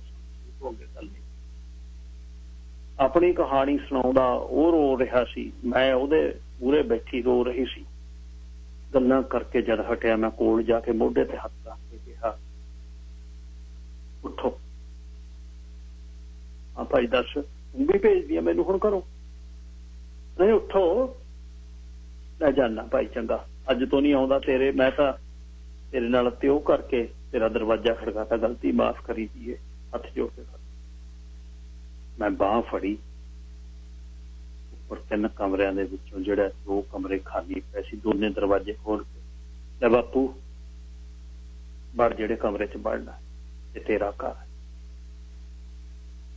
ਆ ਕੇ ਸੰਸਿਆ ਨੇ ਜੁੱਤੀ ਪਾ ਕੇ ਸਿਰ ਜਿਉਂਦੀ ਵਸਦੀ ਰਹਤੀ ਹੈ। ਹੁਣ ਮੈਂ ਰਿਫਿਊਜੀ ਨਹੀਂ, ਹੁਣ ਮੇਰਾ ਆਪਣਾ ਘਰ। ਜਾਰੋ ਜਾਰੀ ਪਿਓ ਤੇ ਧੀ ਰੋ ਰਹੇ। 1:46 ਹੋਇਆ ਜੀ। ਇਹ ਕਹਾਣੀ ਜਿਹੜੀ ਵੀਨਾ ਵਰਮਾ ਜੀ ਨੇ ਲਿਖੀ ਹੈ ਰਿਫਿਊਜੀ ਦੀ, ਇਹ ਬਹੁਤ ਇੱਕ ਕਰੁਣਾਮਈ ਕਹਾਣੀ ਹੈ ਤੇ ਉਹਨਾਂ ਨੇ ਇਸ ਨੂੰ ਲਿਖਿਆ ਬਹੁਤ ਵਧੀਆ। ਘਰ ਦੇ ਵਿੱਚ ਕੰਮ ਕਰਨ ਵਾਲਾ ਬੰਦਾ ਜਿਹੜਾ ਪੇਂਟ ਕਰਦਾ ਫਿਰਦਾ, ਜਿਹਨੂੰ ਸਾਰੇ ਪਿਆਰ ਕਰਦੇ, ਤੇ ਉਹਦੀ ਜ਼ਿੰਦਗੀ ਦੀ ਜਦ ਕਿਤਾਬ ਖੋਲੀ ਤਾਂ ਕੀ ਹੋ ਸਕਦਾ। ਦਿੱਲੀ ਦੇ ਵਿੱਚ ਬਹੁਤ ਵੱਡੀ ਗਿਣਤੀ ਸੀ ਜਿਹੜੇ 47 ਛੋਟੇ ਸੀ ਲੋਕ, 20 ਵਰਿਆਂ ਦੇ 15 ਵਰਿਆਂ ਦੇ ਤਾਂ ਉਹ 55 ਸਾਲ 58 ਸਾਲ ਦੇ 60 ਸਾਲ ਦੇ ਸੀ, ਜਿਨ੍ਹਾਂ ਨਾਲ ਦੁਬਾਰਾ ਫੇਰ ਇੱਕ ਵਾਰ ਉਹੀ ਕੰਮ ਹੋ ਗਿਆ ਸੀ। ਇਹ ਦੇਖੋ, ਆਪਾਂ ਜ਼ਿੰਦਗੀ ਦੇ ਵਿੱਚ ਬਹੁਤ ਸ਼ਿਕਾਇਤਾਂ ਕਰਦੇ ਹਾਂ, ਬਹੁਤ ਆਹ ਨਹੀਂ ਹੋਇਆ, ਆਹ ਨਹੀਂ ਹੋਇਆ, ਮੇਰੇ ਕੋਲ ਆਹ ਨਹੀਂ, ਉਹਨੇ ਆਹ ਲੈ ਲਿਆ, ਅਸੀਂ ਪਿੱਛੇ ਰਹਿ ਗਏ, ਉਹਨੇ ਆਹ ਗੱਡੀ 3 ਲੱਖ ਦੀ ਲੈ ਲਈ, ਮੇਰੇ ਕੋਲ 20,000 ਦੀ ਆ, ਹੁਣ ਮੈਨੂੰ ਦਿਖਾਉਂਦਾ। ਉੱਪਰ ਨਹੀਂ ਚੜ੍ਹਦੀ ਕਿਸੇ ਦੀ ਗੱਡੀ, ਨਾ ਇਹ ਮਨ ਦੇ ਵਿੱਚ ਲਿਆਇਆ ਕਰੋ। ਕਿਸੇ ਦੀ ਗੱਡੀ ਹੈ, ਜਿਹੜਾ 3 ਲੱਖ ਵਾਲੀ 'ਚ ਬੈਠਾ ਹੈ, ਉਹਨੂੰ ਇਹ ਵੀ ਪੁੱਛੋ ਵੀ ਚੜ੍ਹੇ ਮਹੀਨੇ ਜਿਹੜੀ 3500 ਕਿਸ਼ਤ ਆਉਂਦੀ ਆ ਉਹ ਕਿਵੇਂ ਹੂੰਝ ਕੇ ਲੈ ਜਾਂਦੀ ਹੈ ਅੰਦਰ, ਉਹ ਬੈਠੀ ਦੇ ਚੁੰਡੀਆਂ ਵੜਦੀ ਹੈ। ਤੇ ਗੱਲ ਤਾਂ ਆਹ ਦੇਖੋ, ਜਿਨ੍ਹਾਂ ਨੇ ਜੀਆਂ ਨੂੰ, ਬਹੁਤ ਸਿੱਖ ਪਰਿਵਾਰ ਨੇ ਜਿਹੜੇ 47 ਦੇ ਵਿੱਚ ਜਿਨ੍ਹਾਂ ਦੇ ਮਰੱਬੇ ਸੀ, ਜਿਨ੍ਹਾਂ ਦੇ ਘਰਾਂ 'ਚ ਰੱਥ ਘੋੜੇ ਰੱਖੇ ਹੋਏ ਸੀ, ਜਿਨ੍ਹਾਂ 'ਚ ਬੀਬੀਆਂ ਪੜ੍ਹਨ ਜਾਂਦੀਆਂ ਰਥਾਂ ਦੇ ਵਿੱਚ। ਬਹੁਤ ਪਰਿਵਾਰਾਂ ਨੇ ਟ੍ਰੈਡੀਸ਼ਨ ਆ ਕੇ ਵੀ ਇੱਧਰਲੇ ਪੰਜਾਬ 'ਚ ਵੀ ਰੱਖੀ ਉਸ ਤਰ੍ਹਾਂ, ਜ਼ਮੀਨਾਂ ਜਿਨ੍ਹਾਂ ਨੂੰ ਵਧੀਆ ਪੈ ਗਈਆਂ। ਤੇ ਪਰ ਉਜਾੜਾ ਬਹੁਤ ਹੋਇਆ। ਇਹ ਗੱਲ ਵੀ ਸੱਚ ਸੀ ਕਿ ਇਸਤਰੀਆਂ ਨੂੰ ਜਿਹੜੀਆਂ ਬਾਅਦ 'ਚ ਆ ਕੇ ਰਲੀਆਂ, ਉਹਨਾਂ ਨੂੰ ਮਾੜੀ ਨਿਗਾਹ ਨਾਲ ਵੇਖਣ ਲੱਗੇ। ਬਹੁਤ ਵਧੀਆ ਕਹਾਣੀ ਇਹ 'ਚ ਕਪਾਲ ਕਜ਼ਾਕ ਦੀ ਵੀ ਹੈ, ਜਿਹੜੀ ਇੱਧਰ ਮੁਸਲਮਾਨ ਇਸਤਰੀ ਬੰਦੇ ਨੇ ਘਰੇ ਬਰਨਾਤੀ ਸੀ, ਪਰ ਉਸਨੇ ਦੱਸਿਆ ਨਹੀਂ। ਬਹੁਤ ਵਧੀਆ ਕਹਾਣੀ ਇੱਕ ਵਾਰ ਤੁਹਾਨੂੰ ਸੁਣਾਈ ਸੀ। ਸੋ ਇਹ ਤੁਸੀਂ ਉਹਦੇ ਬਾਅਦ ਵੀ ਦੇਸ਼ ਆਪਣੇ ਆਪ ਨੂੰ ਲੋਕਤੰਤਰ ਦੇ ਵਿੱਚ ਕਹਾਉਂਦੇ ਆ ਕਿ ਅਸੀਂ ਇਸ ਤਰ੍ਹਾਂ ਲੋਕਤੰਤਰ ਦੇ ਵਿੱਚ ਹੁੰਦਾ ਹੈ ਵੀ ਰਾਜਧਾਨੀਆਂ ਦੀ ਕਿਸੇ ਸਮੇਂ ਸਾਂਝਾ ਸੀ, ਜਾਂ ਲਾਹੌਰ ਸੀ ਜਾਂ ਦਿੱਲੀ ਸੀ, ਦੁਬਾਰਾ ਹੋਇਆ ਹੋਵੇ। ਫਿਰ ਸਜ਼ਾਵਾਂ ਨਹੀਂ ਹੋਈਆਂ। ਆ ਸੱਜਣ ਕੁਮਾਰ ਅੰਦਰ ਗਿਆ ਕੱਲਾ, ਉਹ ਵੀ ਪਤਾ ਨਹੀਂ ਕਿਵੇਂ ਅੜਕੇ ਕਰ ਲਿਆ ਉਹਨਾਂ ਨੇ, ਨਹੀਂ ਤਾਂ ਹੈ ਨਹੀਂ। ਆ ਟੈਟਲਰ ਫਿਰਦਾ ਬਾਹਰ ਨੱਚਦਾ, ਦਿੰਦੀ ਆ ਕਾਂਗਰਸ ਮੁੜ ਕੇ ਵਜ਼ੀਰੀਆਂ ਤੇ ਕਦੇ ਕੁਛ। ਤੇ ਮੇਰੇ ਯਾਦ ਆ ਇੱਕ ਵਾਰ ਪਹਿਲੇ ਰੇਡੀਓ ਸ਼ੇਰੇ ਪੰਜਾਬ ਤੇ ਜਦ ਇੱਕ ਦਸਤ ਪਰਿਵਾਰ ਦਾ ਉਹ ਫੰਡ ਰੇਜ਼ਿੰਗ ਅਸੀਂ ਕਰਦੇ ਹੁੰਦੇ ਸੀ ਨਾ, ਉੱਥੇ ਇੱਕ ਟੈਟਲਰ ਨਾਲ ਪੜ੍ਹਦੇ ਡਾਕਟਰ ਸਾਹਿਬ ਇੱਥੇ ਫਿਲਮ 'ਚ ਸਰਵਿਸ ਕਰਦੇ ਸੀ, ਉਹ ਗੱਲਾਂ ਸੁਣਾਉਣ ਲੱਗੇ। ਕਹਿੰਦੇ ਟੈਟਲਰ ਕਹਿੰਦਾ ਵੀ ਮੈਂ ਤਾਂ ਬਚਾਏ ਨੇ ਸਿੱਖ, ਬਚਾਏ, ਇਦੋਂ ਹੋਰ ਵਰਸ ਹੋ ਸਕਦਾ ਸੀ। ਉਹ ਡਾਕਟਰ ਸਾਹਿਬ ਵੀ ਇਸ ਤਰ੍ਹਾਂ ਦੱਸਣ ਟੈਟਲਰ ਦੇ ਹੱਕ ਦੀ ਗੱਲ, ਵੀ ਇਹ ਤਾਂ ਮੈਂ ਤਾਂ ਹਲੇ ਜਾਣੀ ਉਹਦਾ ਕਹਿਣ ਦਾ ਕੰਟੈਕਸਟ ਕੀ ਸੀ ਵੀ ਜਿਹੜੇ ਮੇਰੇ ਏਰੀਏ 'ਚ ਸੀ ਇਹ ਤਾਂ ਘੱਟ ਅਸੀਂ ਜ਼ੁਲਮ ਕੀਤਾ, ਇਦੋਂ ਵੱਧ ਵੀ ਹੋ ਸਕਦਾ ਸੀ। ਤੇ ਉਹ ਜਿਹੜਾ ਉਹਦੇ ਬਾਰੇ ਇਹ ਵੀ ਦੱਸਿਆ ਉਹਨਾਂ ਨੇ ਵੀ ਉਹ ਜਿਹੜਾ ਗਰੀਬ ਪਰਿਵਾਰ ਦਾ ਕਿਸੇ ਹੋਰ ਧਰਮ ਦਾ ਸੀ, ਪਰ ਮਿਸ਼ਨਰੀਆਂ ਨੇ ਪਾਲਿਆ ਤਾਂ ਉਹਦਾ ਕ੍ਰਿਸਚੀਅਨ ਧਰਮ ਦੇ ਵਿੱਚੋਂ ਚਲੇ। ਟੈਟਲਰ ਦੀ ਗੱਲ ਇਹ ਦੱਸੀ ਸੀ ਉਹਨਾਂ ਡਾਕਟਰ ਸਾਹਿਬ ਨੇ, ਮੇਰੇ ਯਾਦ ਆ। ਉਹ ਕਿਟਲਮ 'ਚ ਸਰਵਿਸ ਮੇਰਾ ਪ੍ਰੈਕਟਿਸ ਕਰਦੇ ਸੀ, ਦੱਤ ਫਾਊਂਡੇਸ਼ਨ ਦਾ ਜਾਂ ਫੰਡ ਰੇਜ਼ਿੰਗ ਕਰਦੇ ਹੁੰਦੇ। ਸੋ ਇਹ ਹੁਣ ਉੱਥੇ ਉਹ ਭੀੜਾਂ ਆਈਆਂ, ਕੌਣ ਲੈ ਕੇ ਆਇਆ, ਕਿਹਨੇ ਆਰਗੇਨਾਈਜ਼ ਕੀਤੀਆਂ, ਕੌਣ ਸੀ, ਕਿਹੜੇ ਨੇਤਾ ਸੀ, ਕਿਹੜੇ ਐਕਟਰ ਸੀ, ਉਹ ਫਿਰਦੇ ਆ ਉੱਥੇ। ਗਾਂ ਜਿਨ੍ਹਾਂ ਦਾ ਜਿਹੜੀ ਕੌਮ ਦੇ ਤੌਰ ਤੇ ਉਜੜੀ, ਉਹਨਾਂ ਦੇ ਯਾਦ ਨਹੀਂ। ਉਹ ਫਿਲਮਾਂ ਦੇਖਦੇ ਨੇ, ਲੱਕ ਹਿਲਦਾ ਤਾਂ ਉਹ ਕਹਿੰਦੇ ਵਾਹ ਬਹੁਤ ਸਿਰੇ ਦੀ। ਤੇ ਕੋਈ ਇਹ ਗੱਲ ਜਿਹੜੀ ਕਹਾਣੀ ਉਹ ਦੁੱਖ ਦੀ ਹੈ ਜਿਹੜੀ, ਉਹਦੇ ਤੇ ਬਹੁਤ ਕੁਛ ਹੋਇਆ, ਬਹੁਤ ਫਿਲਮਾਂ ਬਣ ਗਈਆਂ, ਬਹੁਤ ਉਹਦੇ ਤੇ ਕਿਤਾਬਾਂ ਲਿਖਤੀਆਂ, ਪਰ ਕੀ ਉਹ ਸਾਨੂੰ ਦਿਨ ਯਾਦ ਨੇ? ਨਹੀਂ, ਮੇਰੇ ਖਿਆਲ ਨਹੀਂ। ਆ ਨਵੰਬਰ ਦਾ ਪਹਿਲਾ ਹਫ਼ਤਾ ਲੰਘ ਕੇ ਗਿਆ, ਦੀਵਾਲੀ ਦੂਲੀ ਮਨਾ ਕੇ ਹਟਿਆ। ਭੁੱਲਣ ਵਾਲੀਆਂ ਗੱਲਾਂ ਨੇ, ਯਾਦ ਯੂਦ ਕਿਹੜੇ ਨੇ? ਉਹ ਤਾਂ ਉਹੀ ਯਾਦ ਕਰਦੇ ਨੇ ਜਿਨ੍ਹਾਂ ਦੇ ਘਰ ਦੇ ਵਿੱਚ ਸਾਹਮਣੇ ਉਹਨਾਂ ਦੇ ਅੱਖਾਂ ਦੇ ਹੋਇਆ, ਉਹਨਾਂ ਨੂੰ ਕਾਲੇ ਦਿਨ ਨੇ ਉਹ। ਹੁਣ ਇੱਕ ਕਮਿਊਨਿਟੀ ਨੂੰ ਇੱਕ ਨੇਸ਼ਨ ਦੇ ਤੌਰ ਤੇ ਜੇ ਟਾਰਗੇਟ ਕੀਤਾ ਗਿਆ ਤਾਂ ਕੌਮ ਦੇ ਤੌਰ ਤੇ ਚਾਹੁਣ ਵਾਲੇ ਵੀ ਬਹੁਤ ਸੀ, ਪਰਿਵਾਰ ਬਹੁਤ ਸੀ ਦਿੱਲੀ 'ਚ ਜਿਨ੍ਹਾਂ ਨੇ, ਹਿੰਦੂ ਪਰਿਵਾਰਾਂ ਨੇ ਅਜਿਹਾ ਨਾਮਣਾ ਸਤਿਕਾਰ ਵੀ ਖੱਟਿਆ ਕਿ ਉਹਨਾਂ ਨੇ ਘਰ ਦੇ ਵਿੱਚ ਸਾਂਭੇ। ਪਰ ਉਹਦੇ ਬਾਅਦ ਇੰਦਰਾ ਨੂੰ ਜਿਹੜਾ ਵੋਟਾਂ ਪਾ ਕੇ ਜਿੰਨੀਆਂ ਵੋਟਾਂ ਤੇ ਜਿੰਨੀਆਂ ਸੀਟਾਂ ਜਿਹੜੀਆਂ ਦਵਾਈਆਂ ਆਪਣੇ ਕਾਂਗਰਸ ਪਾਰਟੀ ਨੂੰ, ਇੰਦਰਾ ਤਾਂ ਨਹੀਂ ਖੈਰ ਲੜ ਸਕੀ ਇਲੈਕਸ਼ਨ, ਤਾਂ ਉਹ ਵੀ ਇੱਕ ਕੀਰਤੀਮਾਨ ਸੀ। ਉਹ ਵੀ ਸਿਰੇ ਸੀ ਕਹਾਣੀ, ਉਹ ਵੀ ਥਾਪੜਾ ਹੀ ਸੀ ਵੀ ਆਹ ਦੇਖੋ ਇਉਂ ਜਿਤਾਵਾਂ। ਆਮ ਸਹਿਮਤੀ ਜਦ ਰੰਗ ਲਿਆਉਂਦੀ ਹੈ ਨਾ, ਮਸ਼ੀਨਾਂ ਜਦ ਕੰਮ ਕਰਦੀਆਂ ਨੇ, ਫਿਰ ਉਹ ਚੰਗੇ ਨੂੰ ਮਾੜਾ, ਮਾੜੇ ਨੂੰ ਚੰਗਾ ਬਣਾਉਣ ਲਈ ਉਹਨਾਂ ਨੂੰ ਤਜਰਬੇ ਬਣੇ, ਉਹ ਕਰ ਦਿੰਦੇ ਆ ਕੰਮ, ਘੁਮਾ ਦਿੰਦੇ ਆ ਕਹਾਣੀ। ਉਹ ਮਨੁੱਖਤਾ ਜਿਹੜੀ ਹੈ ਉਹ ਸਭ ਧਰਮ ਤੋਂ ਉੱਪਰ ਹੋਣੀ ਚਾਹੀਦੀ ਹੈ। ਸਾਰੇ ਧਰਮਾਂ ਦਾ ਸਾਨੂੰ ਸਤਿਕਾਰ ਅਸੀਂ ਕਰੀਏ, ਇੱਕ ਦੂਜੇ 'ਚ ਇੰਟਰਫੀਅਰ ਨਾ ਕਰੀਏ। ਉਹ ਜਿਹੜਾ ਬਹੁਤ ਇੱਕ ਸਭ ਤੋਂ ਵੱਡਾ ਜਿਹੜਾ ਮਨੁੱਖਤਾ ਦੇ ਵਿੱਚ ਦੁੱਖ ਇਹ ਹੈ, ਜਦ ਇੱਕ ਦੂਜੇ ਦੇ ਧਰਮ ਨੂੰ ਢਾਹ ਲਾ ਰਿਹਾ ਸੀ, ਧਰਮ ਨੂੰ ਵਧਾਉਣ ਲਈ ਦੂਜਾ ਦਾ ਧਰਮ ਆਪਾਂ ਨੂੰ ਛੋਟਾ ਲੱਗਣ ਲੱਗ ਜਾਂਦਾ। ਇਹ ਜਿਹੜਾ ਇਹ ਦੁਨੀਆ 'ਚ ਹੀ ਹੈ, ਇਕੱਲੇ ਭਾਰਤ 'ਚ ਨਹੀਂ ਹੋ ਰਿਹਾ, ਹਰ ਜਗ੍ਹਾ ਦੁਨੀਆ 'ਚ ਹੋ ਰਿਹਾ। ਦੇਖੋ ਜਿੱਥੇ ਕ੍ਰਿਸਚੀਅਨਟੀ ਤੇ ਮੁਸਲਿਮ ਧਰਮ ਜਿਹੜੇ ਵੱਡੇ ਧਰਮ ਨੇ ਇੱਕ ਦੂਜੇ ਨੂੰ, ਤੁਸੀਂ ਹੁਣ ਇਜ਼ਰਾਈਲ 'ਚ ਦੇਖੋ, ਮਸਾਂ ਹੀ ਚੱਪੇ ਜਿੰਨੀ ਜਗ੍ਹਾ ਉਹਨਾਂ ਕੋਲ ਗਾਜ਼ਾ ਦੇ ਵਿੱਚ, ਉਹਦੇ 'ਚ ਵੀ ਖੂੰਜੇ ਲਾਤੇ, ਢਾਤੀਆਂ ਮਾਰਤਾਂ। ਵੈਸਟ ਬੈਂਕ ਵਾਲੇ ਦੇ ਵਿੱਚ ਉਹਨਾਂ ਨੇ ਆਪਣੀ ਕਠਪੁਤਲੀ ਸਰਕਾਰ ਬਣਾਈ ਸੀ ਫਲਸਤੀਨੀਆਂ ਦੀ। ਉਹ ਕਹਿੰਦੇ ਵੀ ਤੁਸੀਂ ਸਾਨੂੰ ਕੁਛ ਨਹੀਂ ਕਹਿਣਾ, ਸਰਕਾਰ ਤੁਹਾਡੀ ਬਣਨੀ ਰਹਿੰਦੇ, ਅਸੀਂ ਕੁਛ ਨਹੀਂ ਕਹਿੰਦੇ, ਪਰ ਇੱਥੇ ਅਸੀਂ ਆਪਣੀਆਂ ਵਾਰਤਾਂ ਸਾਰੀਆਂ ਸਾਰੀ ਜਾਂਦੇ ਨੇ। ਉਹ ਮਤਲਬ ਪੂਰਾ ਦੇਸ਼ 80% ਕਵਰ ਕਰਕੇ ਉਹ ਕਹਿੰਦੇ 20 ਵੀ ਨਹੀਂ ਦੇਣਾ। ਤੇ ਦੁਨੀਆ ਦੇ ਸਾਹਮਣੇ ਕਹਾਣੀ ਆ, UN ਵੀ ਇੱਥੇ ਆ, ਕੁਛ ਨਹੀਂ ਬਿਆਨ ਦੇ ਦੇਣਗੇ ਬਈ ਇਹ ਇਜ਼ਰਾਈਲੀ ਸੈਟਲਮੈਂਟ ਦੇ ਅਸੀਂ ਖਿਲਾਫ ਹਾਂ, ਕੋਈ ਨਹੀਂ ਪੁੱਛਦਾ। ਸਾਰੇ ਇੱਕੋ ਹੀ ਲਾਈਨ ਦੇ ਵਿੱਚ ਹੀ ਅਸੀਂ ਖੜੇ ਆ। ਜਿਹੜਾ ਡਿੱਗ ਗਿਆ ਤੂੰ ਦਲ 'ਚ ਰੁਲ ਗਿਆ, ਜਿਹੜਾ ਭੱਜ ਗਿਆ ਬਸ। ਭੱਜੇ ਹੋਏ ਨੂੰ, ਜਿੱਤੇ ਹੋਏ ਨੂੰ ਲੋਕ ਸਿਕੰਦਰ ਕਹਿੰਦੇ ਆ, ਬਸ। ਉਹ ਕਹਿੰਦੇ ਆਹ ਠੀਕ ਹੈ, ਬਸ ਜਿਹੜਾ ਸਾਹਮਣੇ ਖੜਾ। ਇਹ ਕਹਾਣੀਆਂ ਲੇਖਕ ਜ਼ਿੰਦਗੀ ਦੇ ਨੇੜੇ, ਇਹਨਾਂ ਕੋਈ ਨਾ ਕੋਈ ਐ ਨਹੀਂ ਲਿਖਦੇ, ਕੁਛ ਨਾ ਕੁਛ ਇਹਨਾਂ ਦੀ ਜ਼ਿੰਦਗੀ ਦੇ ਵਿੱਚ ਮਿਲਦਾ ਕੋਈ। ਧੰਨਵਾਦ ਜੀ। ਇਹ ਸੀ ਅੱਜ ਦਾ ਪ੍ਰੋਗਰਾਮ। ਕੱਲ ਨੂੰ ਹੈ ਤਾਂ ਛੁੱਟੀ, ਪਰ ਕੋਈ ਨਾ, ਤੁਹਾਡੀ ਸੇਵਾ 'ਚ ਹਾਜ਼ਰ ਹੋਵਾਂਗੇ ਤੇ ਗੱਲਬਾਤ ਕਰਦੇ ਹਾਂ ਕੱਲ ਨੂੰ ਮੁੜ ਕੇ। ਤੇ ਧੰਨਵਾਦ ਬਹੁਤ ਬਹੁਤ ਸਾਰੇ ਜਿੰਨੇ ਵੀ ਤੁਸੀਂ ਜਿਨ੍ਹਾਂ ਨੇ ਕਹਾਣੀ ਪਸੰਦ ਕੀਤੀ। ਰੱਬ ਰੱਖ।